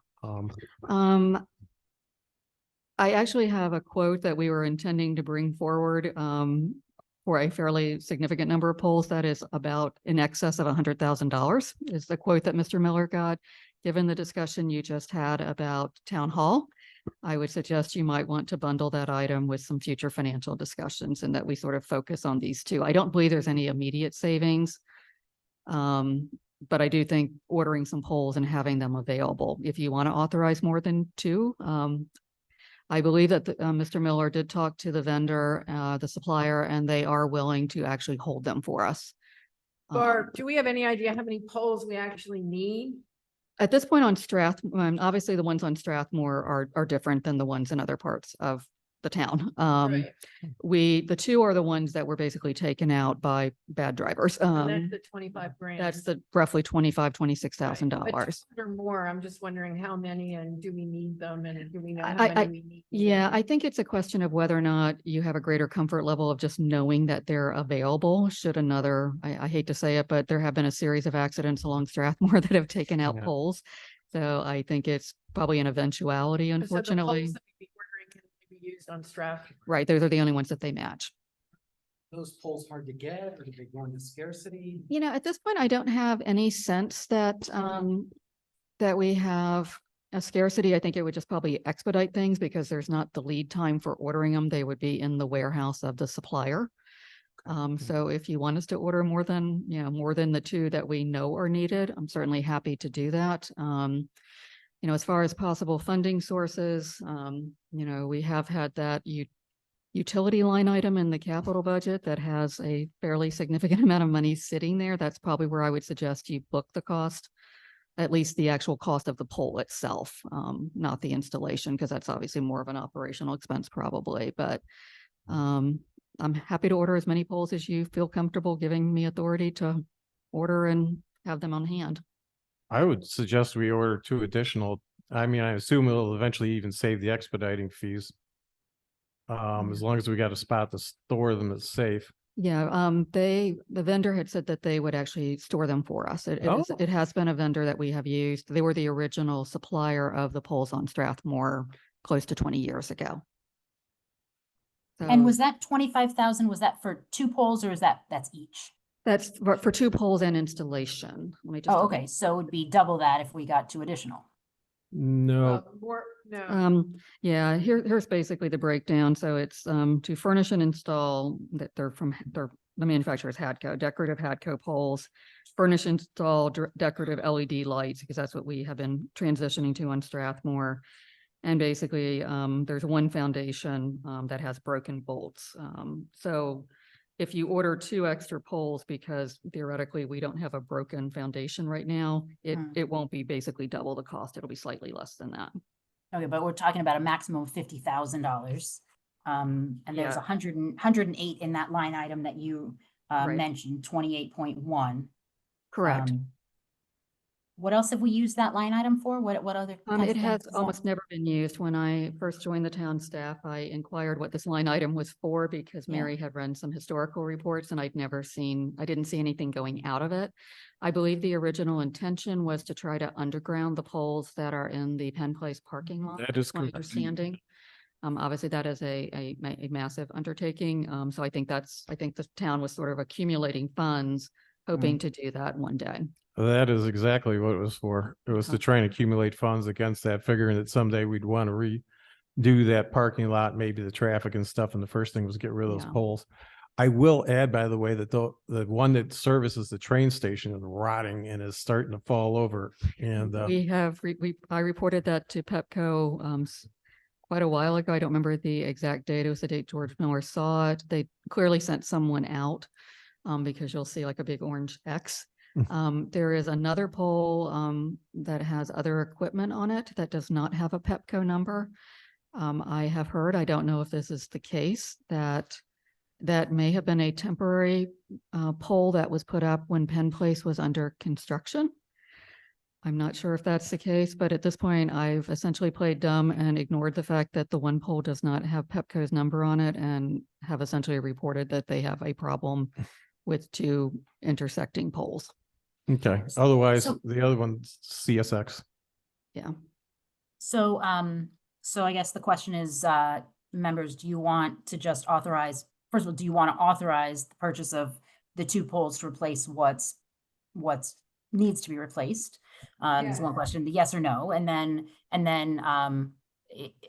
do we also want to tap into that $108,000 fund under utilities to get additional, so that they're available to us should we need them in the future? Move for both of those, for 4 poles. I'll second that. Other folks? I would agree.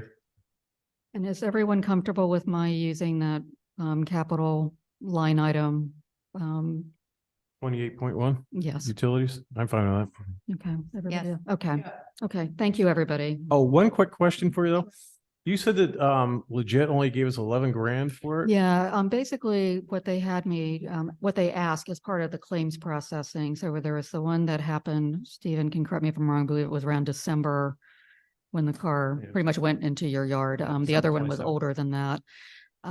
They asked when those poles were likely installed, which was about 20 years ago. So they essentially they're depreciated. And so Okay. that's how they arrived at the lower figure, unfortunately. It's Gotcha. not full replacement cost. Okay. Just quick question, was there any chance of the insurance company from the driver? Refunding or- I gave Legit a copy of the police report, which clearly indicated what was going on with that particular driver for Okay. your, they may have gone through subrogation, I'm not sure. Okay. But I did provide them with a copy of the police report. Great, so please do place that order. I'm sorry, Joanna? Please do replace that order, or place Yeah, that I will order. do that tomorrow. Great, thank you. Just kind of moving on, just wanted to, I guess, just give a shout out to Dave Alme, one of our residents who approached you back in March about an installation of a train exhibit on the balcony ledge overlooking the post office lobby. This was, his idea was to commemorate the 125th anniversary of the incorporation of the town, which we obviously celebrated this year. And he also noted in his comments to you the integral relationship between the town and the B&O Railroad. The exhibit was installed in late August.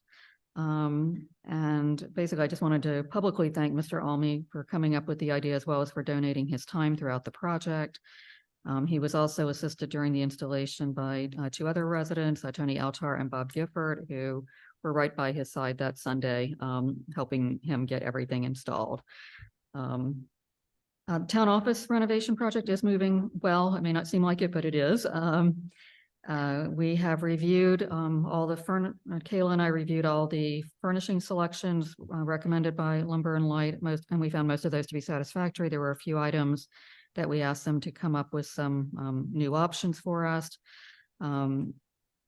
We're trying to time basically the placement of the items, as well as sort of when everything is going to happen. Some of the custom items, there is some custom millwork, mainly in the kind of entry area. There's a counter and specifically the desk setup for our administrative coordinator. Those are custom items that have a lead time of approximately 10 weeks, just to kind of put the timing in perspective. Basically, they will be able to hold the non-custom items in their warehouse, so we don't have to worry about storing, and it certainly gives us a little bit more breathing room in terms of timing. And then basically the custom mill worker will basically be essentially driving the items up when they're ready to be installed. A lot of the discussion that Kayla and I have had with Lumber and Light over the last month or so has been trying to get a kind of firm plan as much as we can have one in terms of what is the sequencing of the renovation work and what's going to happen when, because obviously we have to keep an active town office presence throughout the construction. So I actually got an email from Lumber and Light this morning. I think they'll have something for us to review later this week. I believe the current thinking would probably be that they would tackle tenant space B first, since the work in that is fairly minor. Basically that would, allow staff to have a presence where we can sort of, might not be the most comfortable thing, but we can at least function, help residents. They would probably then move on to tenant space A, which is the former Keating space, because most of the work is being done there, and then kind of move to the kind of remaining existing footprint of the office. So we're trying to work through those details. I know Kayla has been working with all of us to encourage us to sort of go through, any kind of paper files we have. This would be a really good time that if we're not required to maintain anything by our records retention schedule, it'd be a good time to do some cleaning up. She's also been researching some options in terms of probably storage space, that we would basically move a lot of the paper files probably over in Kensington, so that we would have at least a somewhat easy option.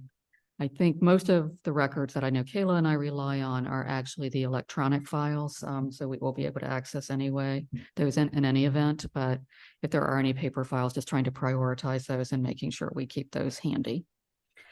So are we just kind of big picture? Are we talking, we think this is going to be, start construction in the next 6 months, or is there kind of just, are we talking like a year and a half? Like, Oh, no, I think it'll be in the next 6 months. Like I say, we're permitting, subject to permitting, of course, because there will be some electrical and plumbing permitting at a minimum.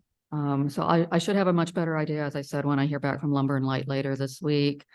I will basically shoot you all an email once I have more information, but it is moving along. There's a number, I guess one other item I just wanted to touch on briefly, and then certainly be happy to answer any questions. Some of you, and I know this came up with Lisa, we were chatting earlier, under the old website system, residents there was a portal that residents logged into. Anybody who was a non-resident had to essentially call the town office to reserve town hall. We now have a new system that allows both residents and non-residents to access town hall availability independently. They don't need a login. They don't need to call the town office. They can go online, check to see whether town hall is available, and basically make their reservation. Do want to basically give a shout out to Kayla. This required a lot of learning the new kind of back forms kind of part of Revise, creating everything. I think at times she was ready to pull her hair out, but she did a fantastic job. And I think it's a greatly enhanced system for anyone who's trying to reserve town hall. thank you. 2 quick items. One is we just got a bill from Compost Crew. So my report said there were 69 households participating. We're now at 70. And last but certainly not least, I do have at least a projected installation date for the new spiral slide at Cambria Park, which is just before Thanksgiving, November 21st. Assuming that they receive the slide sooner than they are currently anticipating, they will obviously install it sooner. But that's sort of what we're looking at now. So that basically concludes my rather lengthy report, unless there's any questions from anybody. Okay. No? Okay, great. over to Well, the time is 9:36, and we're moving on to action items. First item is acceptance. This is we introduced last time, ordinance number 2023-3 for accepting the gift deed for the grotto lot. And so Right. We are now eligible to vote to approve or not accept that. So I guess just some quick background. I had a little trouble hearing you, Joanna, so I don't know if anyone else did. You might want to just speak up, but I Yes. think everyone is aware, just for those who are watching and are not aware, back in the spring of 2022, Rob Pratt, on behalf of the Pratt family, approached the town to express his family's interest in donating a property parcel to the town. The parcel is located in the 4700 block of Argyle Avenue, and it's commonly referred to as the Grotto property because of the stone grotto that exists on it. The ordinance that is before you tonight for adoption provides for the acceptance of a gift deed for the entirety of the grotto property. So it extends further back than just the portion that includes the stone grotto. The ordinance does include language reflecting certain covenants that you all and Pratt family had agreed to. In a nutshell, there can be no structures, accessory dwelling sheds to be placed on the property, whether that's the portion that includes the grotto itself or the rest of the property. The Pratt family has no objection to the installation of a bench, a garden, or even a badminton court, which was a part of their family history. The family has indicated that they prefer that the entire parcel remain in town ownership. However, they have consented if at any point in the future the town wants to sell the rear portion of the property, meaning the portion that does not include the stone grotto, they would consent to that rear portion being sold to the adjacent property owners. Another part of the covenant restrictions is that any future sale of the rear portion of the property to an adjacent property owner must include a provision that no structures are to be built on the property that is being acquired. So this ordinance was introduced on July 10th. As I mentioned, it is before you for adoption. If the ordinance is adopted this evening, like all ordinances, unless they're done as an emergency, they don't take effect for 21 days. So we would be looking at going to settlement with the Pratt family. Roughly, it would be after October 2nd sometime. So I don't have a definitive date because we're trying to coordinate schedules currently with the title company.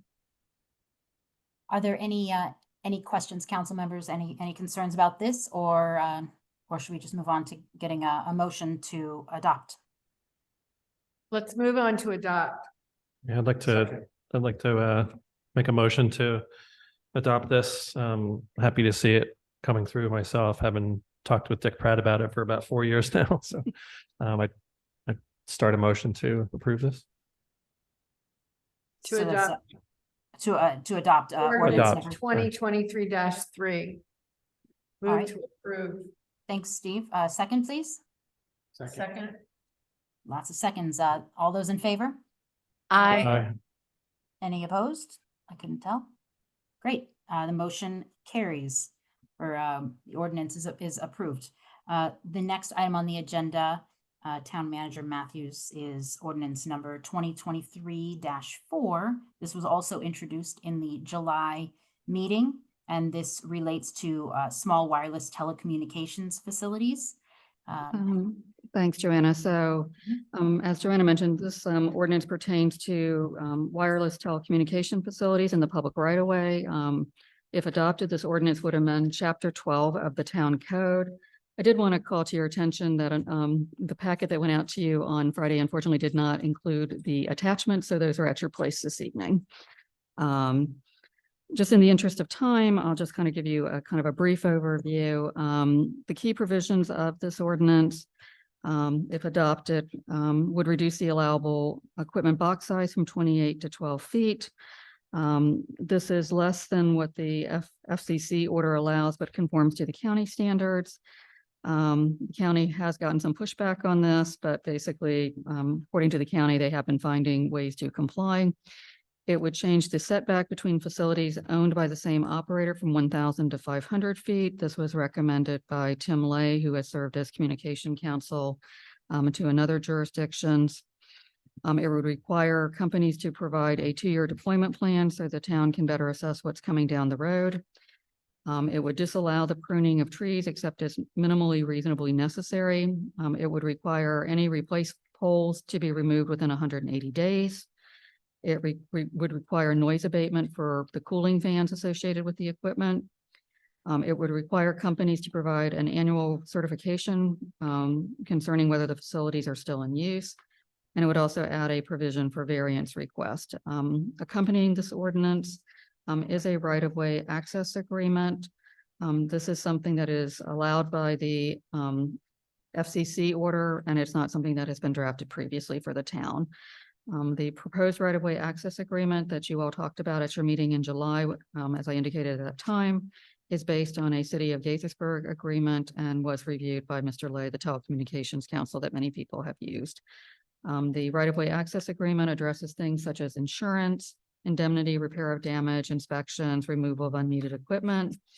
And it also sets forth certain application fees, which are derived from the FCC order. In your agenda packet, and I had also sent this information to you all via email during the August recess. I tried to respond to a number of the issues that came up at your meeting in July. Just very quickly, Councilmember Max had requested examples of small wireless telecommunications facilities. Those are provided in attachment 4 to give you an idea of what they look like.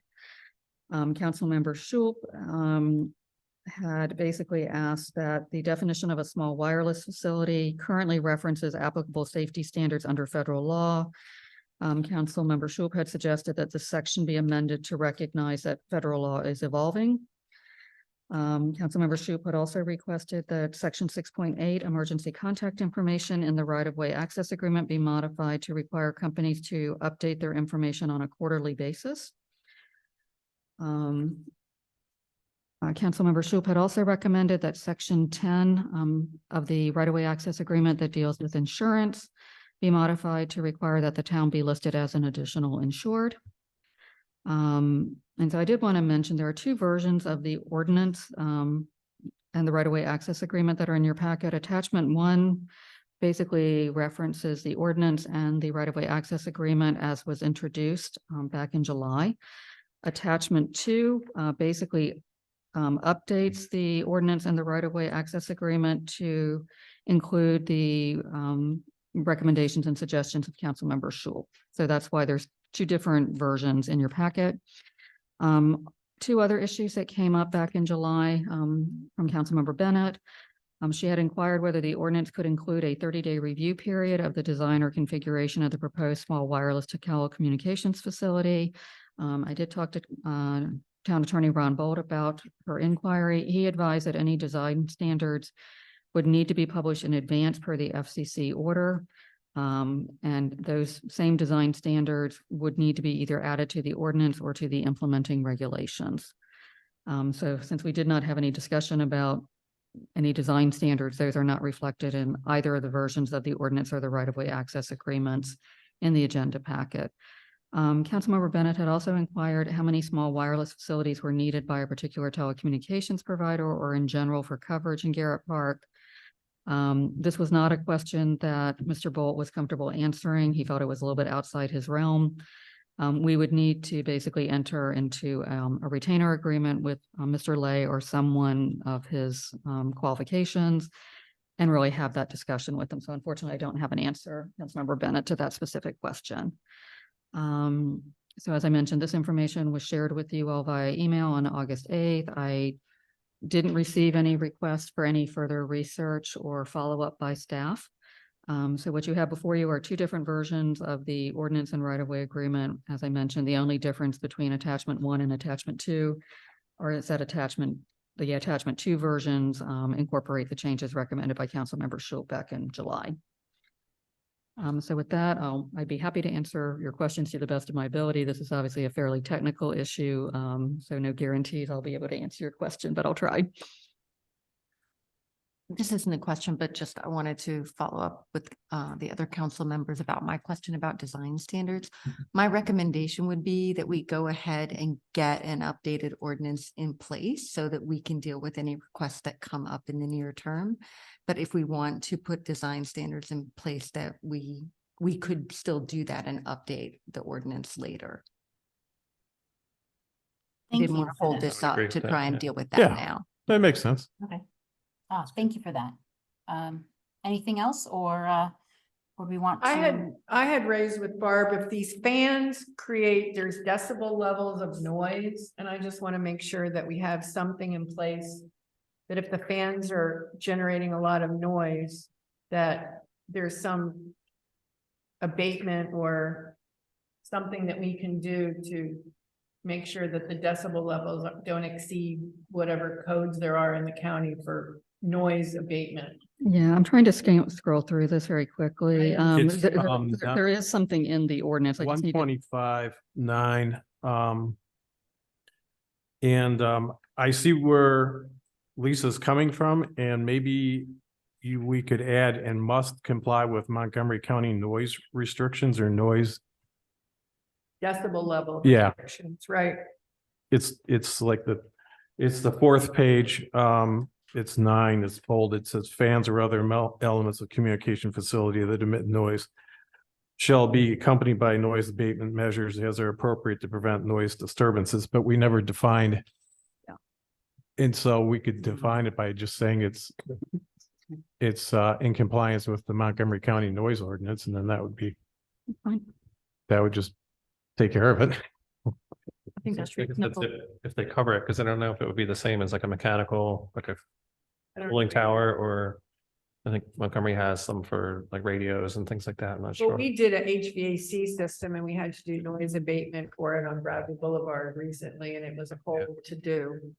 So there are definitely codes in the county about it. Yeah, maybe Ron Gold would know what applies for it, or Tim Lay. Yeah, my suggestion off the cuff would possibly be, since none of us know quite what they are right now, and I am respectful of your time that it's 10 of 10 and there's still got a lot of items, is maybe to ask that the ordinance be amended to reflect whatever applicable county noise standard specific to these devices or something. I'll work with Ron to actually craft that a little bit more refined, but Just a quick question, and I know the limits of invoking rookie patients are reaching their limits in the council. However, one more chance, which is just to ask what precipitated the call for this ordinance, and are we addressing it? Because I mean, this is a very specific ordinance. I mean, I see that Chevy Chase developed one, and it looks like a good idea, but was there a specific complaint that caused us to do this? No, I can help with that. So basically, if I can provide just a brief history and I won't belabor it. So the FCC issued its order in September of 2018. And so that's essentially provided an initial structure of what regulations could be enforced by local governments for wireless telecommunication infrastructures in their public right of way. So, the town, in response to that, to make sure there would be some published standards, basically adopted ordinance number 2019-3 in January of 2019. So it was known at that time that there would need to be some further amendments. So there were a couple things that were going on. There was some national litigation that was happening that has since been resolved concerning the FCC order. And also there was some litigation, I believe, at the county level concerning the adequacy of the FCC's radiation standards that dated back to the 80s. So those things are now resolved, and that's kind of where this ordinance originated from. Okay. Sure. Okay. That sounds Can we, good. anybody, are we ready for a motion to adopt this ordinance with? Well, the, if I can, I want to clarify there would need to be a series of amendments. So one amendment is, do you want to accept the version of the ordinance and the right-of-way access agreement in version attachment 1, which is as introduced, or do you want to amend the ordinance as introduced to include the changes reflected in attachment 2, and I gather the noise abatement standards you all just talked about? So does that need to be two things? One, the first being accept either the amended from attachment 2 and then separately the noise abatement, or can we lump those? I think what you could do is have initially a motion to amend to pick up the changes that are reflected in attachment 2, as well as the noise abatement we talked about. So you would then have a motion on amending the ordinance as introduced. So that would be one motion. Assuming that passes, then you would move to adoption of the ordinance as amended. Does that help? Okay. Thank you. So, Well, so introduce and we introduced, so would we introduce then 2023-4 as amended? You actually need to first vote to amend the ordinance as introduced. Oh, So okay. what I would suggest is that, and try to help here, is that you would, have a motion to amend ordinance number 2023-4 to, pick up the changes reflected in attachment 2, which would be, amending the ordinance to reflect evolving federal law, requiring that companies provide quarterly updates for their emergency contact information, require the town to be listed as an additional insured in the right-of-way access agreement, and to require that the noise abatement standards to meet those of the county for applicable facilities or. I think I picked them So, all. yeah, we move to, or I move to Do that. amend ordinance 2023-4 to affirm the recommendations of attachment 2, adding also the requirement that the noise abatement levels of the county be adhered to and be specified in the amended ordinance. Need a So- second? I'll on that? I'll second second that introduction or that amendment. Is that Okay, those in Yeah, favor? Y'all- Is that what you need, Barb? Yep, so yeah, you just need to have done a motion on the Todd's motion to amend, Okay. a So vote I'll on the motion. second that. I think, Motion. okay, so I move that we amend it. that we vote to amend? yeah, I think Joanna, you just need to So we just call a need vote. so we need a vote on amending, a vote on amending the ordinance as introduced. So, those in favor? Aye. Okay, and now we need to vote We on need the to- underlying. You just need to vote. Now you need a motion to adopt the ordinance as amended. I move that we adopt the ordinance as amended. And I will second that motion. Excellent. Those in favor? Aye. Okay, motion carries. We move on to the next item, which is authorization of the contract for leaf removal services. Assistant Manager Kayla Bucher, please. Good evening, ladies and gentlemen. We are going to hopefully have this be a quick and painless experience for you all. Council's direction last fall, when we discovered that we had not frequently bid out the leaf collection contract the way we would have liked to, was that we would do a one-year contract with Bethkey for the fall of 2022. And that in 2023, we would bid it out, we'd see what the market looked like, and then we would make a decision. While we put it out for bid on the eMaryland Marketplace Advantage website, which is the state standard for putting out these contracts, unfortunately, we only got one bid. The good news is the bid came from our good friends at Bethkey, who have been taking care of the town for, at this point, I believe, upwards of 20 years. And even better news for all of us, the bid they submitted to cover the fall 2023, fall 2024, and fall 2025 season came in within the budgeted dollar amount that we have. So if council is happy with the quality of Bethkey's work and willing to award, I would ask for a motion to award a 3-year contract to Bethkey at a price of $31,300 for once weekly leaf removal Per year. per year. What's the end date for, or start and end date for it each year? I believe it is set to cut off at December 15th of each season, which is my understanding of, that's been the historical cutoff.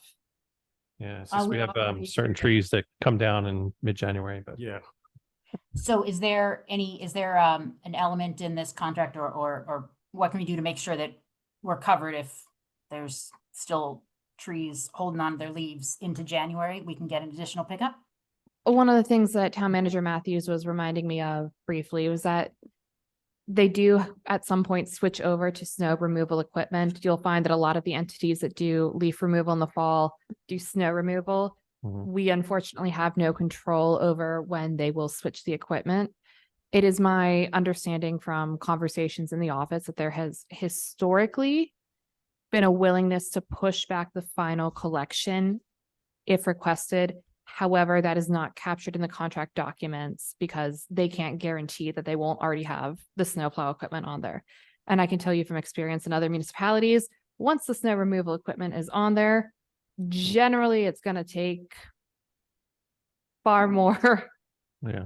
pressing matters than our leaf collection to get it off. So, And when would it start? mid-October, I believe it's scheduled to start October 15th. Again, drawing from the historical dates of collection. Thank you. All right. Ready for a motion? Sorry, sorry. Todd, go ahead. No. I move that we authorize the existing contractor for leaf removal services for the next 3 years. Second, I will please. second that motion. Thank you, Jerry. All those in favor? Aye. Aye. Okey doke. Great. It's. Thank you, folks. It moves. Next item is also an authorization. This is for contract for exterior painting services at Penn Place. Town Manager Matthews, please. Yes, I'd like to tell you this one's probably going to go as simple, but it's a little bit more complicated. So on August 3rd, we issued RFP number 2023-5 requesting bids for the exterior painting of the Penn Place building. There were two components to couple components to pricing. One is bidders were asked to provide a lump sum price for painting services. In addition to the painting services, the project will inevitably entail some carpentry work associated with the replacement of various sections of rotted wood. Some of them were pointed out to the bidders during the pre-bid meeting, but as often happens, some of it's going to be discovered when they're actually up there painting. So bidders were asked to provide an hourly rate for time and materials basis for carpentry work. So basically there's a carpenter rate, an hourly rate, and a carpenter's helper rate. As I mentioned, there was a mandatory pre-bid meeting that was held on August 14th. Bids were due on August 29th. We received 5 bids, and there is a copy of the bid tabulation in your agenda packet is provided as attachment 1. Pierce Contracting Services LLC did not provide a notarized affidavit of non-collusion and non-conviction. The bid submitted by Manolis Painting did not include the required W-9 form. Their respective bids were otherwise responsive, and I would say you could probably argue these are technical deficiencies that the town has the right to waive and to have the vendor correct. Pricing, as you probably noticed in the bid tabulation, was a little there was kind of a very low bid, a very high bid, and then the other 3 bids were fairly well clustered. So, you know, from my perspective, and obviously Kayla also reviewed them, so did George Miller, we had more conversations than I can possibly share on this particular bid. I think when you tend to see bids, the 3 bids relatively clustered, that's probably a more representative idea of what this work actually is valued. The base bid pricing submitted by Pierce Contracting Services was, I would say, extraordinarily low compared to that of the other bidders. Their carpenter and carpenter helper rates were also very low comparatively. You know, they certainly have done some painting projects, but in what they outlined in their bid, they also listed various ceiling repair, installation of metal fencing, painting of a building overpass, roof replacements. So, you know, kind of a jack of all trades that does some painting, I guess is the way I would describe them. The bid submitted by Bloom's Contracting, which was sort of the lowest of the 3 that were all sort of aggregated in the middle. They also noted projects such as construction of an outdoor exercise equipment area, flooring installations, roof replacements, renovation of various vacant housing units for the Housing Authority of the City of Baltimore. One of their projects that they noted in their they noted as a reference the Village of Friendship Heights. So obviously we were interested in their project. Kayla talked to Julia Mansfield, the longtime town manager for the Village of Friendship Heights. The specific project they did was painting the village's community center. He indicated that the firm's work quality was good, and that they would be open to having the company perform other work for the village. There were some scheduling issues at the start of the project, which when paired with a backordered paint kind of delayed the project 3 or 4 weeks, but that didn't turn out to be operationally problematic for the village. George Miller did go and look at the Friendship Heights Community Center project. He certainly wouldn't say that the work was bad, but he certainly noticed some of the workmanship would not have met George's standards for our building. But I'm not suggesting that George would be entirely uncomfortable with Bloom contracting. The base bid pricing submitted by Manola's Painting was considerably higher. It was sort of on the flip side of being extraordinarily high, not quite double the other bids, but approaching that. They do a lot of bridge projects for the state involving cleaning and painting of bridge structures. They also do a lot of work in cleaning and painting of elevated water storage tanks.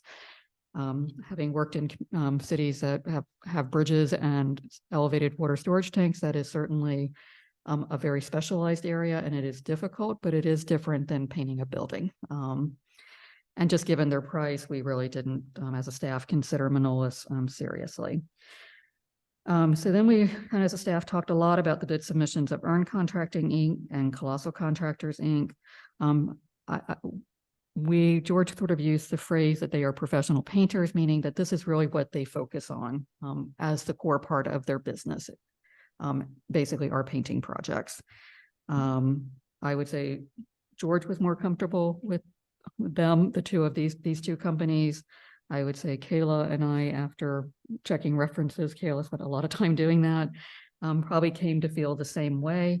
I think one of the things that staff would ask you all to consider is just the very historic nature of Penn Place, its prominence in the community. And we really felt like the project sort of deserved a company that really focuses on painting as their primary core business.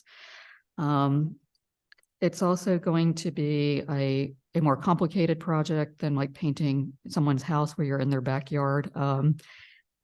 We have told all the bidders in the bid process that, we have tenants, that access has to be maintained.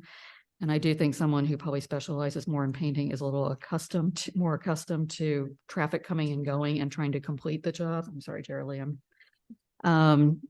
The other thing I think when we looked at both Colossal and Earn Contracting, and they were very close. And some of this may just be a factor in terms of how they put together their bids, but Earn Contracting really highlighted the expertise and experience of its staff in their bid, which I think from a staff perspective kind of worked in their favor.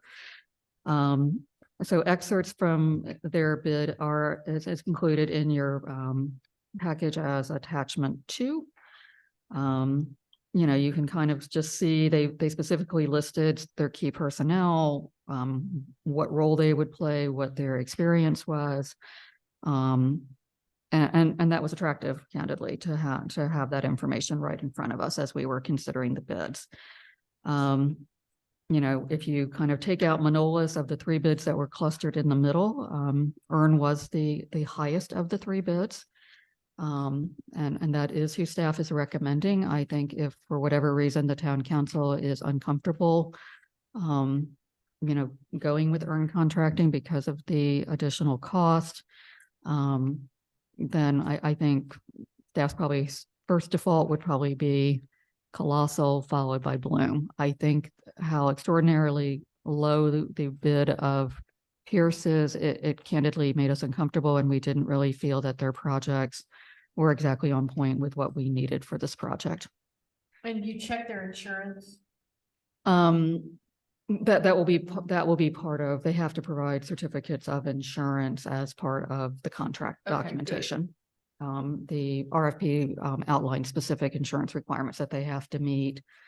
They also will have to provide payment and performance bonds. Oh, really? Yeah, we typically require those for any type of construction project. Wow. So what do you all think about this idea? I mean, essentially the recommendation is that we go with Earn Contractors. It's a price tag 25% higher than what we were anticipating. Yeah, and if I may, Joanne, I do want to jump in. Oh yeah, sorry.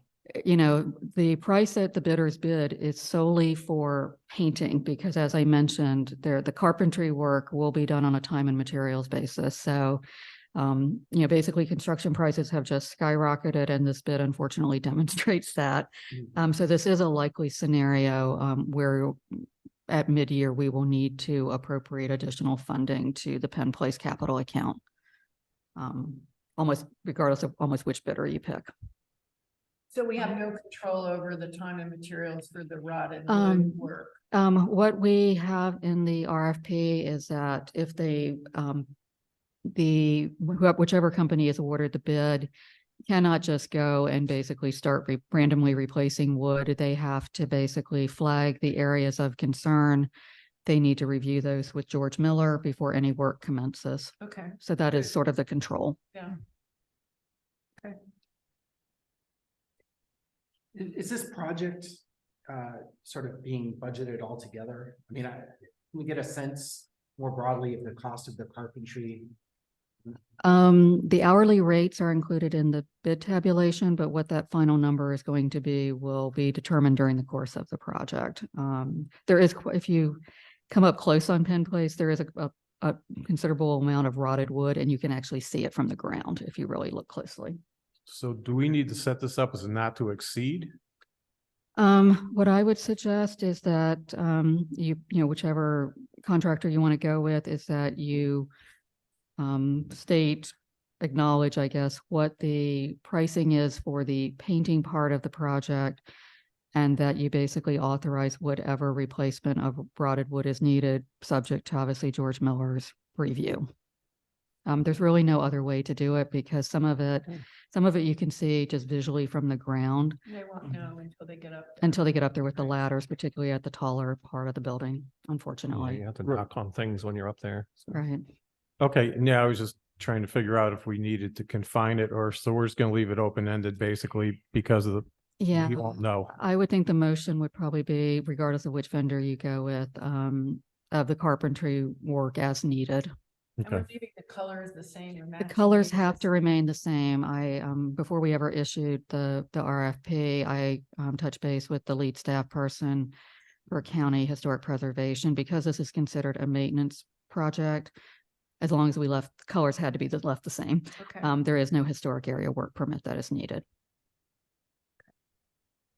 All right. What do y'all Your think about? recommendation is earned. It is. Okay. And George feels very strongly about it.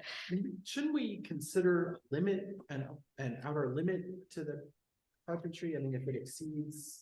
Well, but if it's, I mean, if it's. Oh, it's not going to if be it's- that much. I mean, I think here's my concern. If you set a limit and I have a contractor that's out there trying to complete a Find the painting limit, project, yeah. they are essentially put on hold until I call a special meeting. I mean, I guess what I would ask Todd is that we recognize that there is as Lisa said, there is a control that we have. All right. Yeah, that it's pre-approved basically before they undertake any carpentry work. I wish I could give you a number that would make it a lot easier. But I think, George and I worked together on preparing the RFP and he basically said there's simply no way to specify that. However, Barb, you have to take this funding out of a budget line item, so. We have sufficient funding. So there are a number of projects pending at Penn Place, this being the largest one. There is, I'm going off memory here, but there is $40,000 in funding for replacement of the fire alarm system, which is needed, but the funding currently exists there. And Kayla, there's one other project. What am I not thinking of? Cameras? Yes, cameras, and I can try to look it up if you all want to. Just need to pull up the budget files. The door, there's a renovation. The door. It was the Post door. office door. Yeah, Right. so that's already been approved. We have not undertaken anything with the alarm system. Obviously, that has not come before you. So I think in terms of the funding being in that line item, I would say that the alarm system is going to need to be replaced. But you could replenish that line item when you get to mid-year.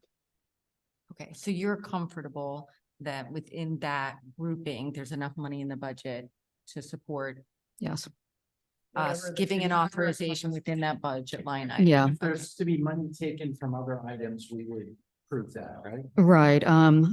Like I say, I think in approving this contract without my being able to give you a definitive number for the rotted wood, and obviously we're already over the base bid just on painting. As I said, we had a fire alarm issue, in, I believe the bad sensors was in the restaurant. At this point, the fire alarm system is so outdated that we cannot get replacement parts. So I do want you to go into this bid knowing that that account is going to have to be replenished, because it's not like the alarm system is discretionary. The thing I would say about Penn Place, it's probably long overdue for painting. And buildings that are in a state of disrepair from a painting standpoint are only going to continue to experience more rotted wood because there's nothing essentially sealing it. When are you gonna get bids for replacing the fire alarm system? George got he and I need to talk about that further. He did get a quote from Splain, which is the current provider. They provided a quote of roughly $40,000. I'm not sure. I think, the maintenance staff is comfortable working with Splain, but I'm not sure that's not something that perhaps we shouldn't open up to other vendors. Okay. So Now, is this going to come out of capital? it would come out of capital. Okay. That's where it's budgeted. Well, If we ever decided to take it out of ARPA in the future, could that be done? Can it be retroactively done? Joanna and I have talked about that. Once you all, so at the time the RFP was issued, we always include a sample contract. The use of ARPA funds does require, there's an addendum to those provisions. My thought would be that once you all make an award to whomever, I would follow up with them this week, basically asking if they would be willing to essentially sign, not only sign the sample contract, but also sign the addendum that they have not seen yet. Assuming the company is willing to do that, that would give the town the flexibility at any point in the future to charge this project to ARPA funds. Okay, even if it's almost done, not necessarily before the Correct. start. Okay, Correct. so it could be a year So from you now. want to make the awarding the contract to them contingent on them agreeing to sign this addendum? I don't would think hate- that's, I I don't think so. it's kind of fair, That's for not lack of a necessary. better way of putting it, because it Advertise it wasn't that part way. of what they bid on. Okay. I think most companies, I think the other thing I would encourage you all just to keep in mind about ARPA funds is the use is fairly flexible, Right. to the point that you could start charging staff payroll, you could charge tree trimming. So I think to introduce something after the fact and make it a requirement is a little bit kind of creating an unfair platform for bidding, especially given that we have other options for ARPA funding should you choose to amend the current budget for that, Good that to know. funding. All right. Well, do you I'd wanna be- make an, go ahead. yeah, you go ahead. Go ahead, Shirley. Go ahead. All right, I'll make a motion to authorize the contract with EARN with the project management and cost controls that the town manager has proposed. And I'll second. Those in favor? Aye. Aye. I think that sounded like 5. Okay, wonderful. Thank you very much, Barb. Let's see, time is 10:14 and we've got one more authorization. This is for a change order related to the Yendel property. Yeah, so I will try to go through this. So long story short, you all know the history of the property. At your meeting on June 12th, you authorized execution of a contract with Remac USA Inc. in the amount of $35,222 for demolition of the house located at 11321 Kenilworth Avenue. A prerequisite basically for the county demolition permit is that all utilities to the property must be disconnected. That's not as Lisa well knows, that's not the only requirement. The rodent inspection has already taken place. Pepco was very simple. Basically, they just came and disconnected the wires from the house. To disconnect the water and sewer service, Remac USA requested that utility markings be made from WSSC. They actually use a locating service, as most utilities do, to locate the existing water and sewer service to the property. Basically, by law, WSSC is required to locate the property basically to the property boundary at the street. In order to issue a demolition letter, WSSC requires that demolition contractors hire someone who is certified as a master plumber and on WSSC's approved list. So they did so. Basically, when they went out there in August and started digging where they thought the lines would be, they weren't there. So they basically, since their master plumber was already on site, attempted to locate the water and sewer lines, and were unsuccessful in that regard. Basically that resulted in a loss of time for both RE/MAC's own staff as well as their licensed plumbing subcontractor. So this was obviously not something that could be foreseen by RE/MAC USA. In talking to Jason Azar, improper markings by locator companies for utilities is a very common occurrence, unfortunately. But basically, since this is not something that RE/MAC USA could have foreseen when they were putting together their bid, it is something that is appropriate for them to request change order compensation.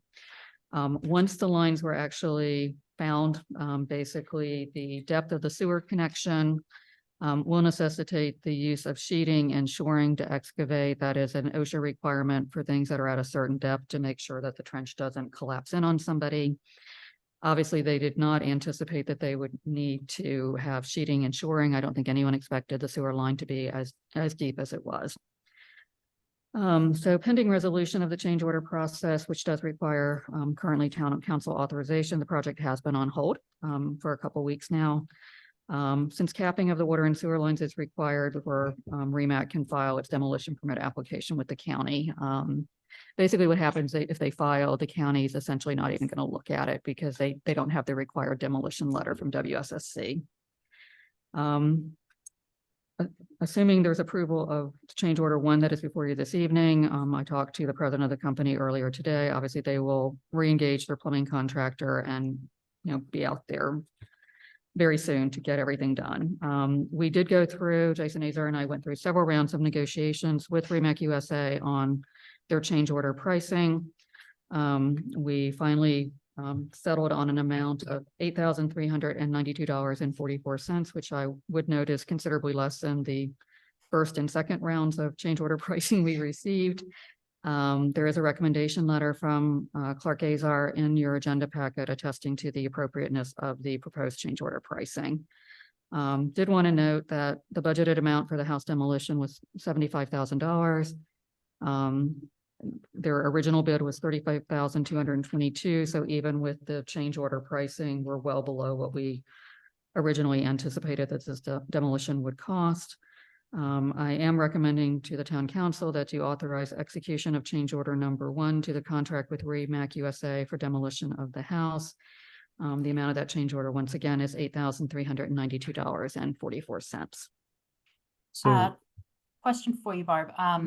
Since this was WSSC's contractor making the mistake, is there a process for trying to get this $8,300 or whatever portion of that? I guess it wouldn't include the depth, like the protection of the collapsing probably wouldn't be something eligible, but the other portion of that, is there a strategy for being able to try to get that reimbursed? The short answer is I already reached out to the appropriate division of WSSC when this issue first happened. Clearly, we weren't happy because we were hoping to already have had our demolition permit application in process. The official response I received from WSSC is that they are required by state law to mark to the property line at the street. They are not required to mark all the way to the house. They marked it at the street. They sent their locator back out after I complained, and where it entered from the street was correct. But basically their reasoning was that they are not required to actually map the lines on the individual property itself, once you get beyond the public right of way and into the private property. where did they cap it off then? Where did they cap it off? Actually, they're not the ones who, they pull the meter, and then basically the actual master plumber is the one who physically caps the lines. So if they didn't make a mistake in the portion of it, They're saying they didn't make a portion in where mistake, they okay. marked as they were required to do by state law, that they were not responsible for telling us where on the property the lines connected to the house.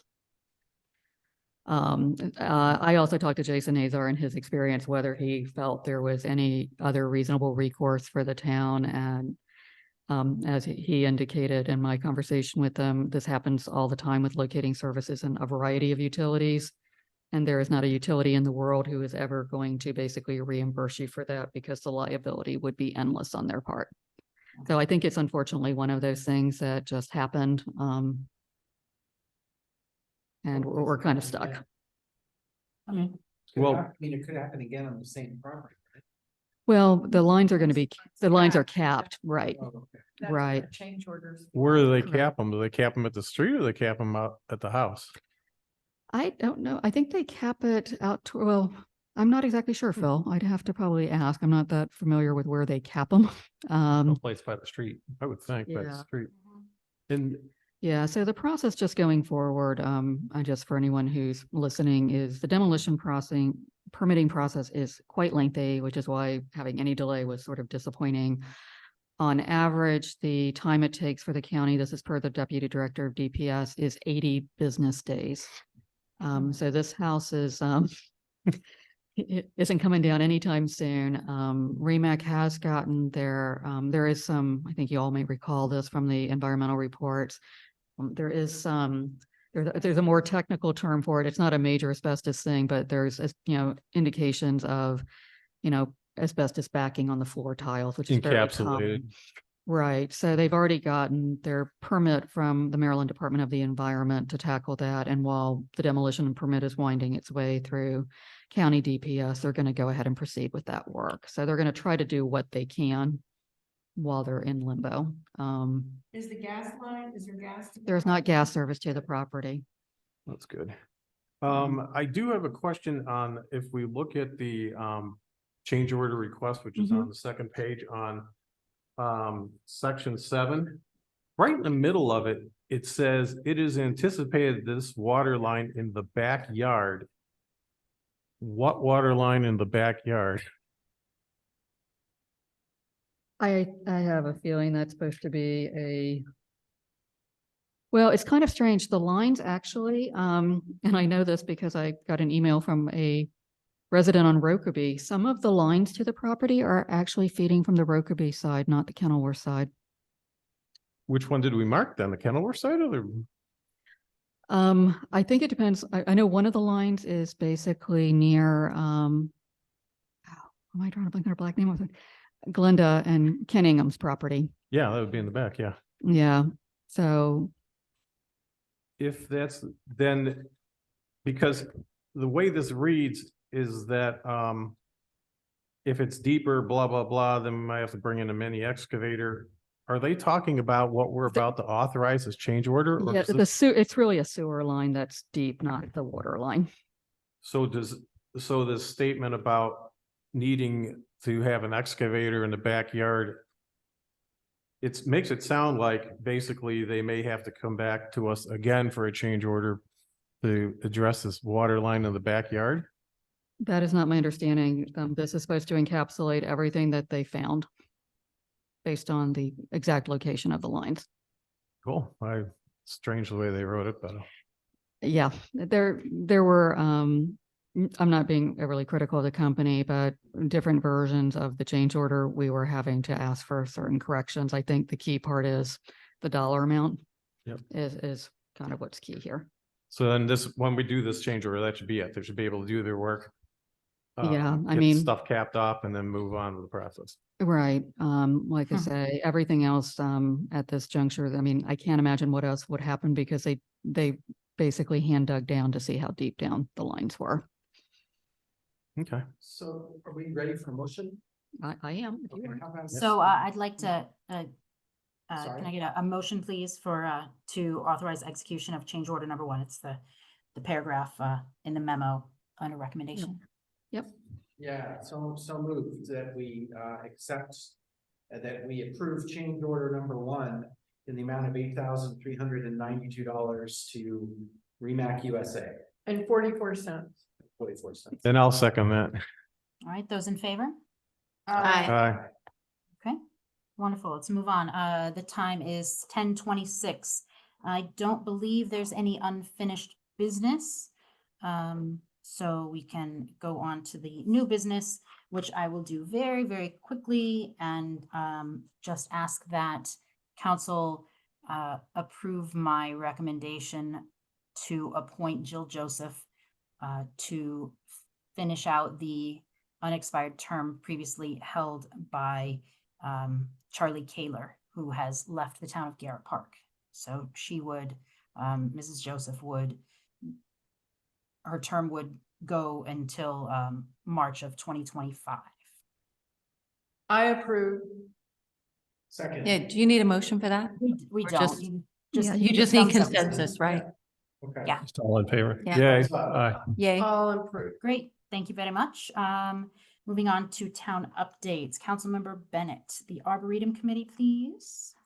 Yes, very quickly, the committee will be hosting a tree walk with the arborist on November 5th. That's a Sunday afternoon. Additional information will come out on the listserv and at Penn Place. Also, the committee is working on its fall tree planting list with the arborist. And finally, we had to reschedule the tree dedication for former town administrator Ted Pratt in his honor, and we will advertise through the listserv once a date has been set. I'll just move on if that's okay, Beverly. Please do. Beverly. Please do, the It's late. St. Angela Hall, St. Angela Okay, Hall site. Joanna, Mayor Joanna, No. for the St. Angela, Mayor Joanna Welch, thank you for that allowance that I jump right into the next item. We were approached by the developers with an update for the St. Angela Hall location that's on Strathmore Avenue next door to the Holy Cross Church. And the news is that the Brandywine Senior Living Center has pulled out of the partnership. Oh, wow. And it was a three-party partnership with the sisters who own the property, EYA as the developer and Brandywine as the developer of the senior living facility. As per their agreement, this is allowable and they're working that out. But the way that they would like to resolve this, because they don't believe that they would be able to get a new partner for the same type of facility, they are working with the Montgomery County Planning Department to amend their preliminary plan to stick within the number of single-family homes that were already approved under the preliminary plan and just remove the senior living facility altogether. Wow. So this would result, the original plan had 104 attached townhome style, single family homes and 9 detached. So single houses fronting Strathmore Avenue, there were 9. The future plan would have 108, so 4 more attached townhome style and a total of 17 detached single family homes, again, still clustered up near Strathmore Avenue, visible to the street. There would not be a commercial facility. They would no longer need the service access road and all of the accoutrement that goes along with that. So it would be 2 entrances attaching to Strathmore Avenue, one connecting with Stillwater Avenue and another for the school connectivity. Under their current plan, this has been submitted to Department of Planning. I checked one more time today. There is a notice of the submittal, but it has not yet been accepted by planning. So there are no details provided other than those numbers I just gave you. We'll keep an eye on that. And once it's posted, we'll send out a notice through the town office so that people can look at the plans online. Just very quickly, based on the questions that the mayor and I asked, there are still ongoing negotiations regarding the pedestrian and shared use path leading up to Kenilworth Avenue. That is a requirement of the preliminary plan, and that remains a requirement, but they have a private property negotiation that's ongoing there. And then the timeline would be, and Joanna, please help me if I had this wrong, but I believe their goal is to have all of their permits completed so that they could begin construction by fall of 2024. I don't have. Or was that. it 2025? I thought it was It fall might have been 2024 2025. to begin all Yeah, sorry. permits by fall of 2024. to begin That's construction. right. That's a year from now. Right, I'm sorry, I'm looking for my notepad where I can see. So it. anyway, that I couldn't access my notes at the last minute to check on that date, but I believe that's what it was. Any questions? So we're not increasing the number of single family and townhouses from the original. Right, the original approval allowed for a total of 125 single family homes. For expediency purposes, the developers. Exactly. Right. For expediency purposes, the developer prefers to stay within what has already been approved so that they can keep moving forward. So this is. This is a goal- huge change, a huge Yeah. change. And the town had lobbied for keeping it to 2 entrances to Strathmore Avenue. So, and also one of the big sticking points for Holy Cross was the view of that service road. So, the height from of our that. perspective, Just this, the traffic yeah, and the Strathmore. lack of a commercial type Right. senior living facility should reduce the traffic a And little bit. ambulances They and will all that. still include the traffic light at the good. main entrance of the development. But there's also a lot more green space, so. Yes, So a it lot will of the add, facilities right. are. Yeah, that's a good point, Joanna. That's good. Did you find and your note about the timeline? I did, goal is to break ground in late 2024, so a little more than a year from now. Great. So it was a positive thing that they came to us just to keep us in the loop. I think they value us as, as people who want to see this move forward in a delightful way. So. So that was break ground in 2024?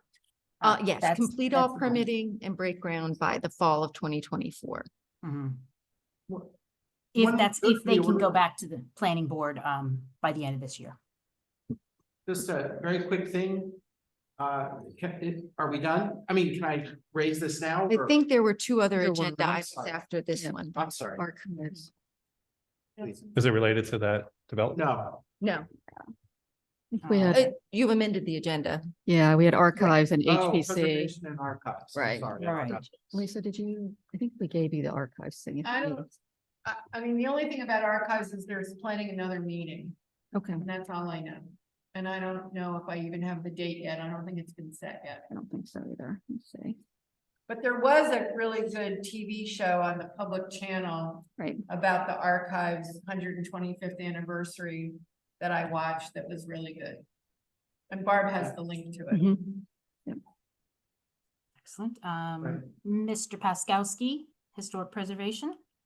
Yeah, I'll go pretty quick. There was a meeting last week that I had to miss. I was out of town for work. But one of the things that was brought back up is concern about demolition procedures for houses that have historic value in the town. It's one thing if it's in the historic zone mandated by the county, like this building we're sitting in, but it's different if it's outside of that. It's kind of anything goes. It just has to go through a 1 month approval through council, but we really don't have the power to say no.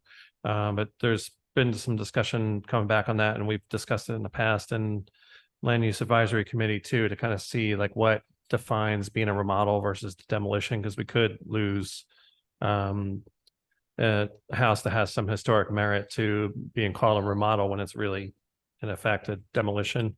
And it seems to be a growing thing. I think the big concern 20 years ago was tear down and build a large home, whereas now it seems a lot more house flippers are out there, and they look at it more economical to themselves to kind of demolish everything but the first floor, or demolish all the way down to the first floor and kind of build a, kind of a boxy house on top. And that could meet the potentially the county's definition of remodel. So it's a big discussion that's been going on, but it's just been brewing back up with that committee. The other thing is ongoing study about trying to get an expansion of the walking tour that's done by brochure. See if we can do that more digitally. And we'd looked at doing it as like an app before, but I think it's kind of gelling around the idea that with Kayla's help on the new website, it could be something where it could be a map you might be able to link in to find where you are and link to more historic information. So we're just starting to look into that. I think another thing that came up, would be helpful, I think, Kayla, if it's possible to get if there's screenshots or some other sort of record of what was on the previous website to kind of see if any of the things that were there that haven't been brought back yet would be useful to bring back or just let go. I think the committee was asking about that. So just to briefly, and I do mean briefly, I'm as tired as you all are. Councilmember Paskowski and I did talk briefly about some of the content that had been removed from the website. One of the big concerns is that a lot of the older photos did not have sufficient image size and quality to actually be accepted by the new revised system. Mayor Welch, Town Manager Matthews, and I have talked about getting a professional photographer in to get some photos of town areas of note, the valuable events and beautiful scenery, so that we can actually continue to populate the website with more genuine Garrett Park images. Archives doesn't have anything that would be useful in the right. I've digital talked format. briefly with Claire. It's an ongoing search as she finds the right size Right. file format. She's happy to share them with us, Good. but it takes time and there's never going to be a large volume given the age of many of the photos. So that's kind of our path forward. I'm happy to talk with HPC, with any other committee that wants to make sure that their presence on the website has the images and content to reflect their work. I would say, as you speak with your committees, if any of them mention the website, encourage them to email me. I'm happy to talk with them, happy to kind of get their thoughts and see what I can do to integrate. I will point out that Phil Normandy had wanted to find a way to make it much more easily accessible for folks to find the town tree map and the right-of-way maps. There's now a quick link on the homepage. You can grab it. It takes you right to it. If I know what the committees are looking for, I'm happy to try and find a way to accommodate it. But we don't need to get into details of that tonight. Just kind of keep it in mind for when you meet with your committees.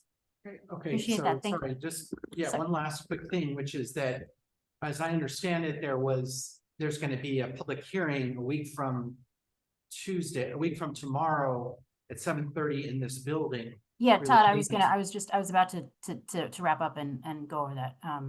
Okay, So- so, yeah, so the issue that I wanted to just raise quickly is to see, regardless of whether citizens raise the cost question, it seems that this will be very important for us, because if you add 25% to the cost of each of the three options, they range between 3.4 million to 4.7 million. And the question is, how are we gonna fund these?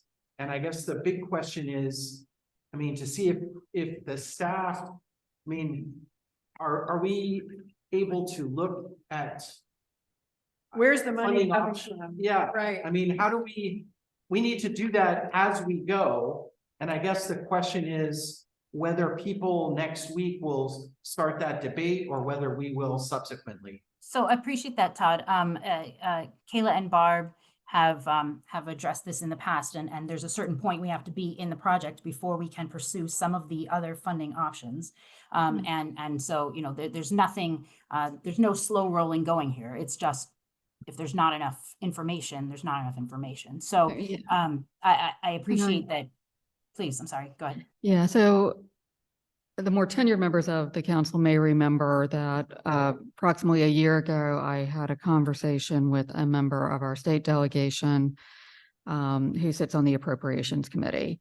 They're called legislative bond bill initiatives, but essentially they're state grants. So it is a competitive process.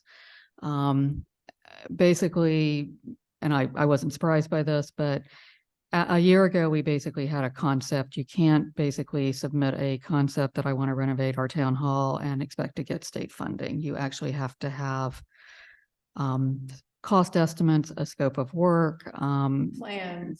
well, and not necessarily, you don't have to get necessarily to the point of Working. permitting, but you actually have to be able to say what specifically we would be doing to this building and what we project the cost to be, how much we would be contributing, and how much we are requesting. Basically, the state bond bill initiatives, for the most part, should be considered gap funding. The member of our state delegation and Kayla and I were talking earlier today. I'll probably reach out to him now that we're a little further along. It is a competitive statewide process. Obviously, you have your delegation from each county trying to deliver projects to their home counties. And we happen to be in one of the counties that's probably going to have more project submissions than almost any county across the state. What works in our favor, based at least on the conversation last year, certainly they like buildings that are not just governmental activity buildings, but actually serve communities. The fact that this building has a historic designation would make it attractive in the process, but obviously there's no guarantee. What's the timing? The timing is we would need to file, I believe they set it every year.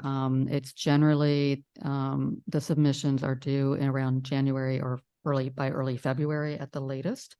I haven't seen the schedule for the 2024 legislative session. I think now that we're a little further along, I might reach out. And once again, I do want to just caveat this, that a discussion with a one member of the Appropriations Committee doesn't translate into what's going to happen. He and I talked about, he said, how much do you think you'd be going for? At the time, I kind of threw out a figure of 500,000 to 750,000. Short. It would still be short. I think 7% and they pay 30, if under that kind of. it's usually a dollar amount, because what's going to happen is, they're obviously weighing other legislative priorities throughout the entire session. The amount that is set aside for legislative bond bill initiatives is always will vary from year to year, depending on how much funding is available. There is no doubt that with the numbers that you're seeing tonight, that there is going to have to be some other type of, there are also other grant programs we can start looking into now that we have numbers. The most obvious ways to fill the gap are some type of grant funding, and there's a variety of federal programs. The legislative bond bill initiative is probably the best one at the state level. And then there's obviously the question that you all will need to debate, and the timing, certainly economic climate could not be worse for this, is are you willing to basically issue debt, bond the project? Certainly this is not a attractive economic climate because rates are so high. I believe the one debt issuance that I'm aware that the town had, and which is very common for smaller jurisdictions who don't have their own bond rating, is to go through the local government infrastructure financing program, which is a state program through CDA. I don't want to belabor this because I'm recognizing it's 11:15.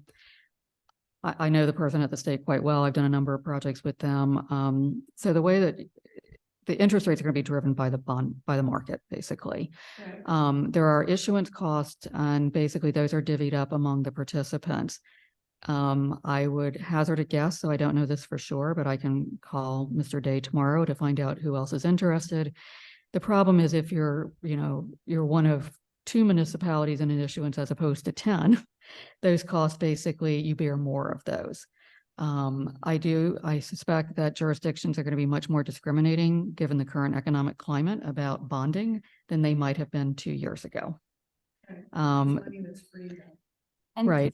So the other piece that we need to take into consideration.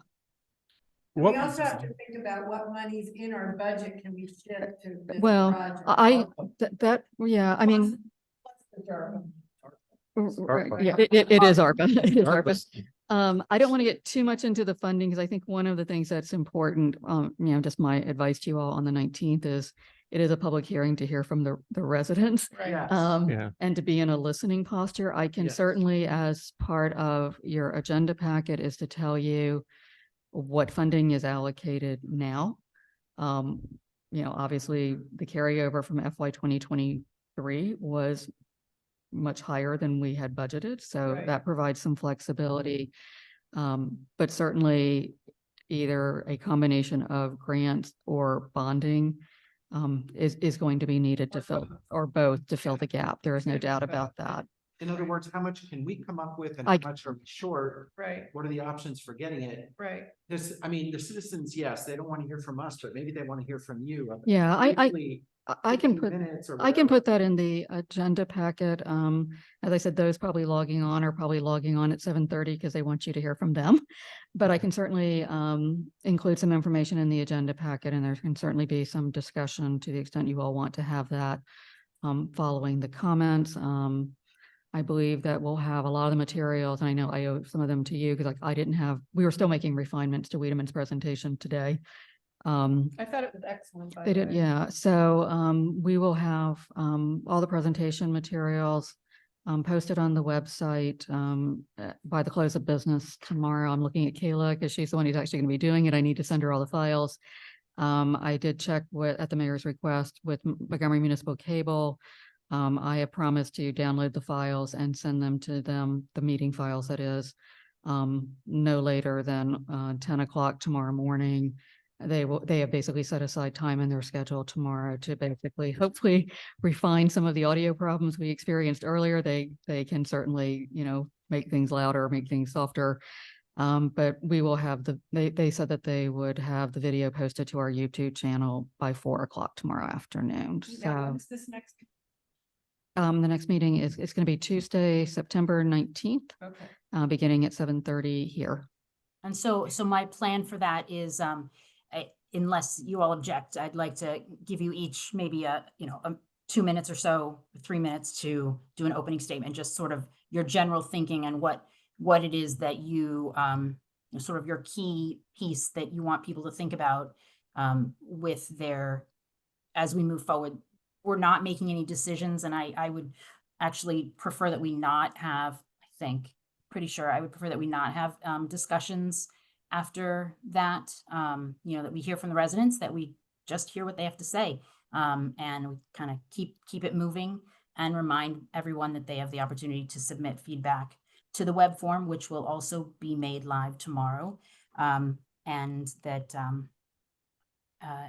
we then also formulate a plan for how we will engage with each other and actually discuss and start making decisions or start trying to move forward. I want to emphasize that when residents provide feedback, we're only giving them approximately 2 weeks to provide feedback on the web form before we have to sort of cut that off and compile it for our own discussions. But that's certainly not the only time that we will be asking them or giving them the opportunity to participate. It just means that sort of have to cut it off at some point, and those who want to engage will engage on the sooner side. Joanna, I think that's a very generous offer for us each to give an opening, but I'd recommend to streamline that a bit. Perhaps if we have objectives for the meeting, we could each share that with you, and then you could just give a quick summary that reflects all of our input at the opening so that we could devote the bulk of the meeting to the residents and to the listening. I also think that even though you've already said it, put it out there with your listserv note, another message to the community to remind them that nothing will be voted on that night, that it is entirely a listening session will be helpful to help people manage their expectations. Yeah. The mayor and I were texting earlier today. My intention is towards the end of the day is to post something to the listservs, letting everyone know that the meeting recording is out there with a link and basically where they can find the various background documents, and also a link to the survey that Kayla has been working on as another way of people being able to provide input. Hey, how was Penn Place financed? I don't know. There was a historic grant. I know there was also a bond. You may recall we paid off the bond that was through the local government infrastructure financing program. I believe we paid it off in FY 2023. Peter Benjamin told me he got it from the governor. It was a bond. Yeah, it was a bond. That's There what I was a thought it was a bond bond. as well as Like 2022. it was a combination. 20 years There ago. was a bond bill, there It was just debt, paid off et cetera, last et year. cetera. Student loan debt. Yeah, it got paid off the last 2 years. I did hear a little bit of grumbling from some residents, though, that there was a promise when that bond was taken out that the revenues from town rentals in that building would be paying for that, but then that changed. So some people were upset that that promise wasn't kept. Yeah, I mean, I know, Stephen, you had asked for some background information on operational expenses for this building as well as reservation rental. I have that and I can include that as well. Made a big difference. It did, but I did like an 11-year history. Right. So Yeah. it'll show the blips when it went down. I've had it before, but it'd be good to get it, kind of more current. And Right. I had a question for next week too. I guess it was a little bit troubling. I guess the architects were over here and the TV's 35 feet away. Is there going to be some sort of, are we going to use that to show the drawings for residents to be able to use as a reference, or are we going to have the screen up with a projector? How can we I get think it? that, they we would can look to the mayor. We've never had a presenter who wasn't, a staff member until, I mean, at least recently, at least in my history. Clearly we didn't have a problem with, the gentleman who was presenting from Axios. So I think it's something perhaps with that mic, but I would also say we had, some issues. I just could visually see with people not being right on the mic or talking too low. So I think Oh, I that meant might have been to part see of the- Visually, To see the drawings. up, I guess, Joanna, I'd look to Yeah. you. All the information is going to be pretty much out there for residents to view. How much do you really want us well, to be flashing don't- back and forth with the I options? don't anticipate, I mean, I don't know, I don't anticipate, I mean, unless a resident says, hey, I want to look at, I want people to be looking at X drawing while I'm talking, I kind I of mean- think that's not going to happen, or at least I mean, that's not the best way to go. Might Yeah. go. I mean, would- I can have them available to share screen, or I could as share it necessary, as well. but I think, Get actual construction side documents Yeah. printed up and we could post them up if you want. It's not much money. Yeah, but I don't think, I mean, if we're giving residents like 3 minutes to, yeah, they're- to share something, I mean, I'm not quite sure how it's going to convey, hey, I want to look at this, and then they're walking there- around and then I they will think be it's- online. Are the three options going to be presented at the meeting before the I- discussion, or is there going to be No, zero? No. I think the assumption is, and Joanna, please correct me if I'm wrong from a messaging standpoint, is that I would be sending something out late tomorrow afternoon, basically saying all the presentation materials are there, including the renovation options, a description of them, the cost. And that folks who want to share their opinion with you understandably would probably have had to look at the documents in order to even have an opinion to offer. Right, I don't foresee doing anything in terms of any background information, basically. I haven't formulated it, but I'm not gonna rehash everything, I'm not gonna explain it. The opportunity to learn about it is now. Kayla had also just asked me to mention, the survey that will be going out that residents who prefer to do so can fill out online will basically have images of the 3 options embedded in the survey itself. So theoretically, those who are going the online option will be looking at the image and the description of a paragraph description that Wiedemann has given us describing each of those 3 options. So as they're rendering their opinion, they'll see a picture, they'll have a paragraph talking about it. Could you also, I'm sorry. Go ahead. Could you also post a large copy of the drawings at Penn Place so that people who want to go and see them, so they're more accessible to people who are not as savvy with the computer? Yeah, I think if we're talking about doing more like what I would consider to be like presentation boards, those won't be available tomorrow because we have to actually have them professionally. We have to go to a company that Well, would even make just the those. packet that you Can sent we- to us, I think we a bring copy that? of those Yeah, posted at. yeah, I mean, we Penn can do the large, like legal size ones or something like that, that we can post. We can work on that. For the sake of the record, we shall continue. There is going to be a dedicated page on the website that contains the documents provided by Wiedemann that will contain links to the online survey, that will contain kind of updated information as council and the mayor decide that they want to make sure it's public. I am planning to create a quick link on the homepage to very quickly route people to this. The entire conversation I've been having with both Mayor Welch and Town Manager Matthews is, how do we make this as easily accessible for folks as possible? Right. How do we make sure that we're getting the information council needs? So I do want to emphasize, it's going to be everywhere. We maybe don't need to plaster the walls with the design. I And actually disagree on that one. I think Jerry, I appreciate you raising that because, as I was trying to be as exhaustive as possible, that was kind of the one thing I didn't take into consideration was putting up a sandwich board or whatever in in the post office that just has the picture so that someone can actually look at it physically on paper.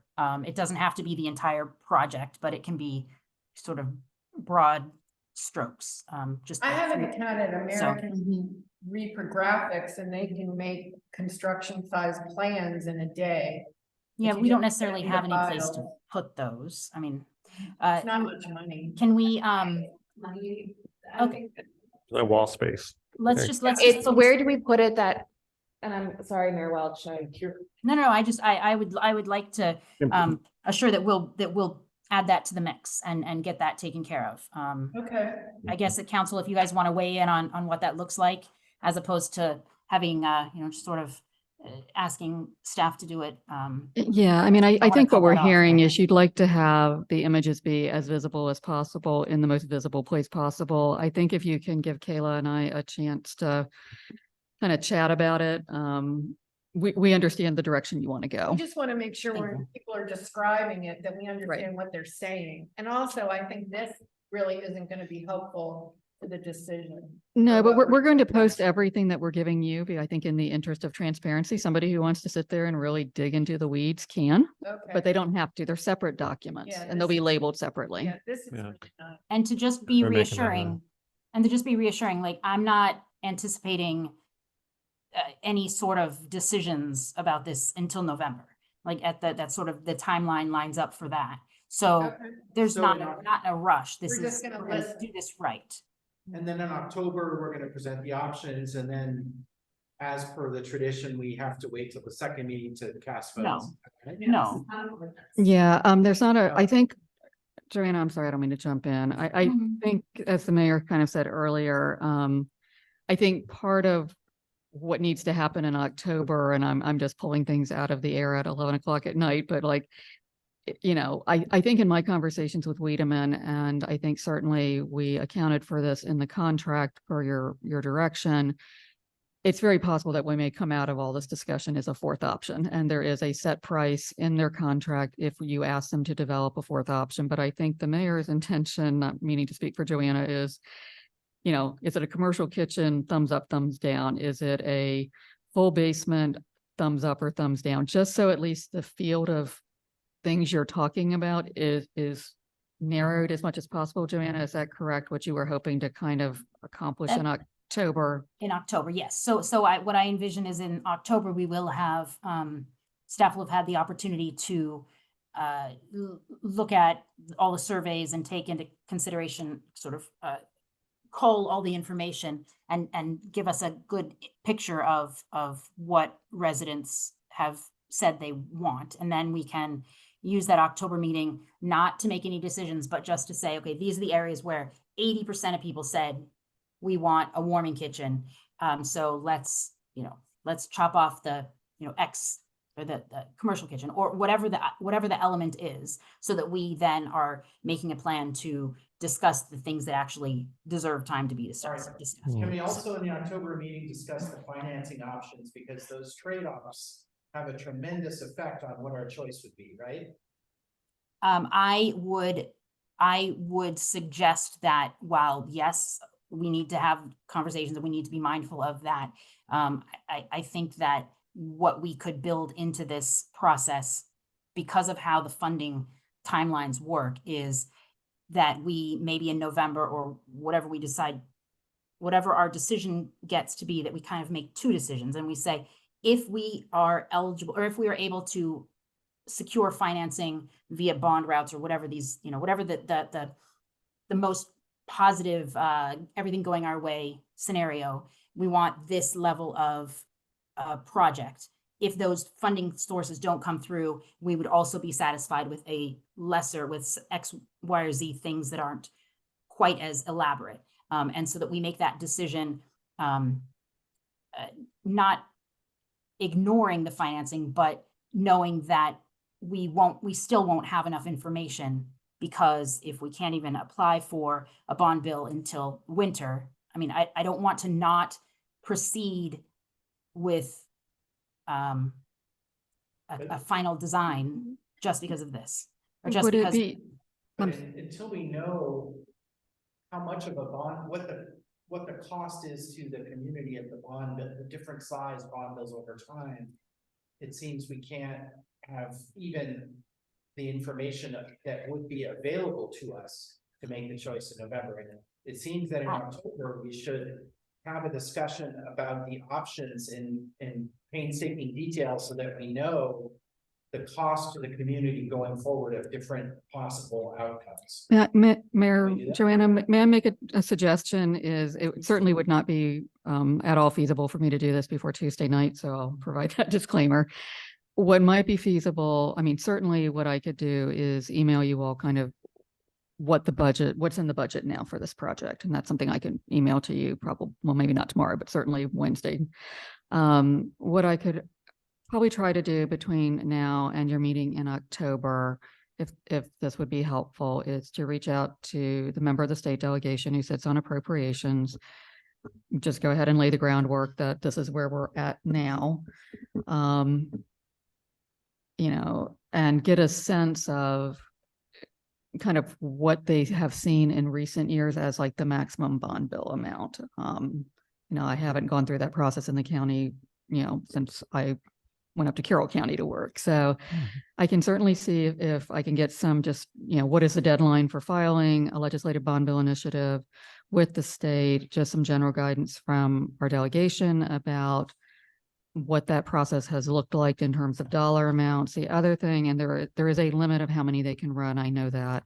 I will reach out to the local government financing infrastructure program manager. His name's Charlie Day. Try to get a sense of, you know, they in boom times they were doing issuances twice a year typically. I doubt that is the case now, but I will check with Charlie to find out what kind of interest has been expressed, what contact they've had with other local governments or county governments recently. They will typically have, because they have a company, it's their financial advisor. They will run a limited number for free, and it is limited, of debt service scenarios. So in other words, if we were to borrow, obviously there's assumptions. If the interest rate is 6% and we're trying to borrow $2 million and we have a maturity date of 20, you know, a debt service period of 20 years, what do those principal and interest payments look like?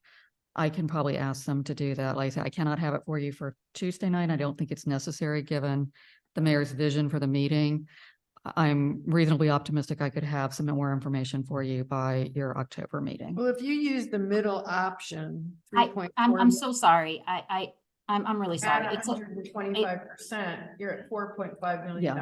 Yeah, it's the So it's question. gonna be in that ballpark if we're gonna. Yeah, think about numbers. I think the key thing for that you all would want to know if I were in your shoes is what are the debt service payments going to be, and how is the town going to pay for them? And I can tell you unequivocally, it's not going to be coming, no matter how much you jack up town hall rental fees, that's not going to be enough to pay the kind of debt that you're talking about. So, you know, you're looking at probably having to, you know, one thing with general obligation debt, which is what the state is issuing, you're pledging the full faith and credit of the town, which means that you are pledging that you will raise taxes as needed to make sure that debt is paid.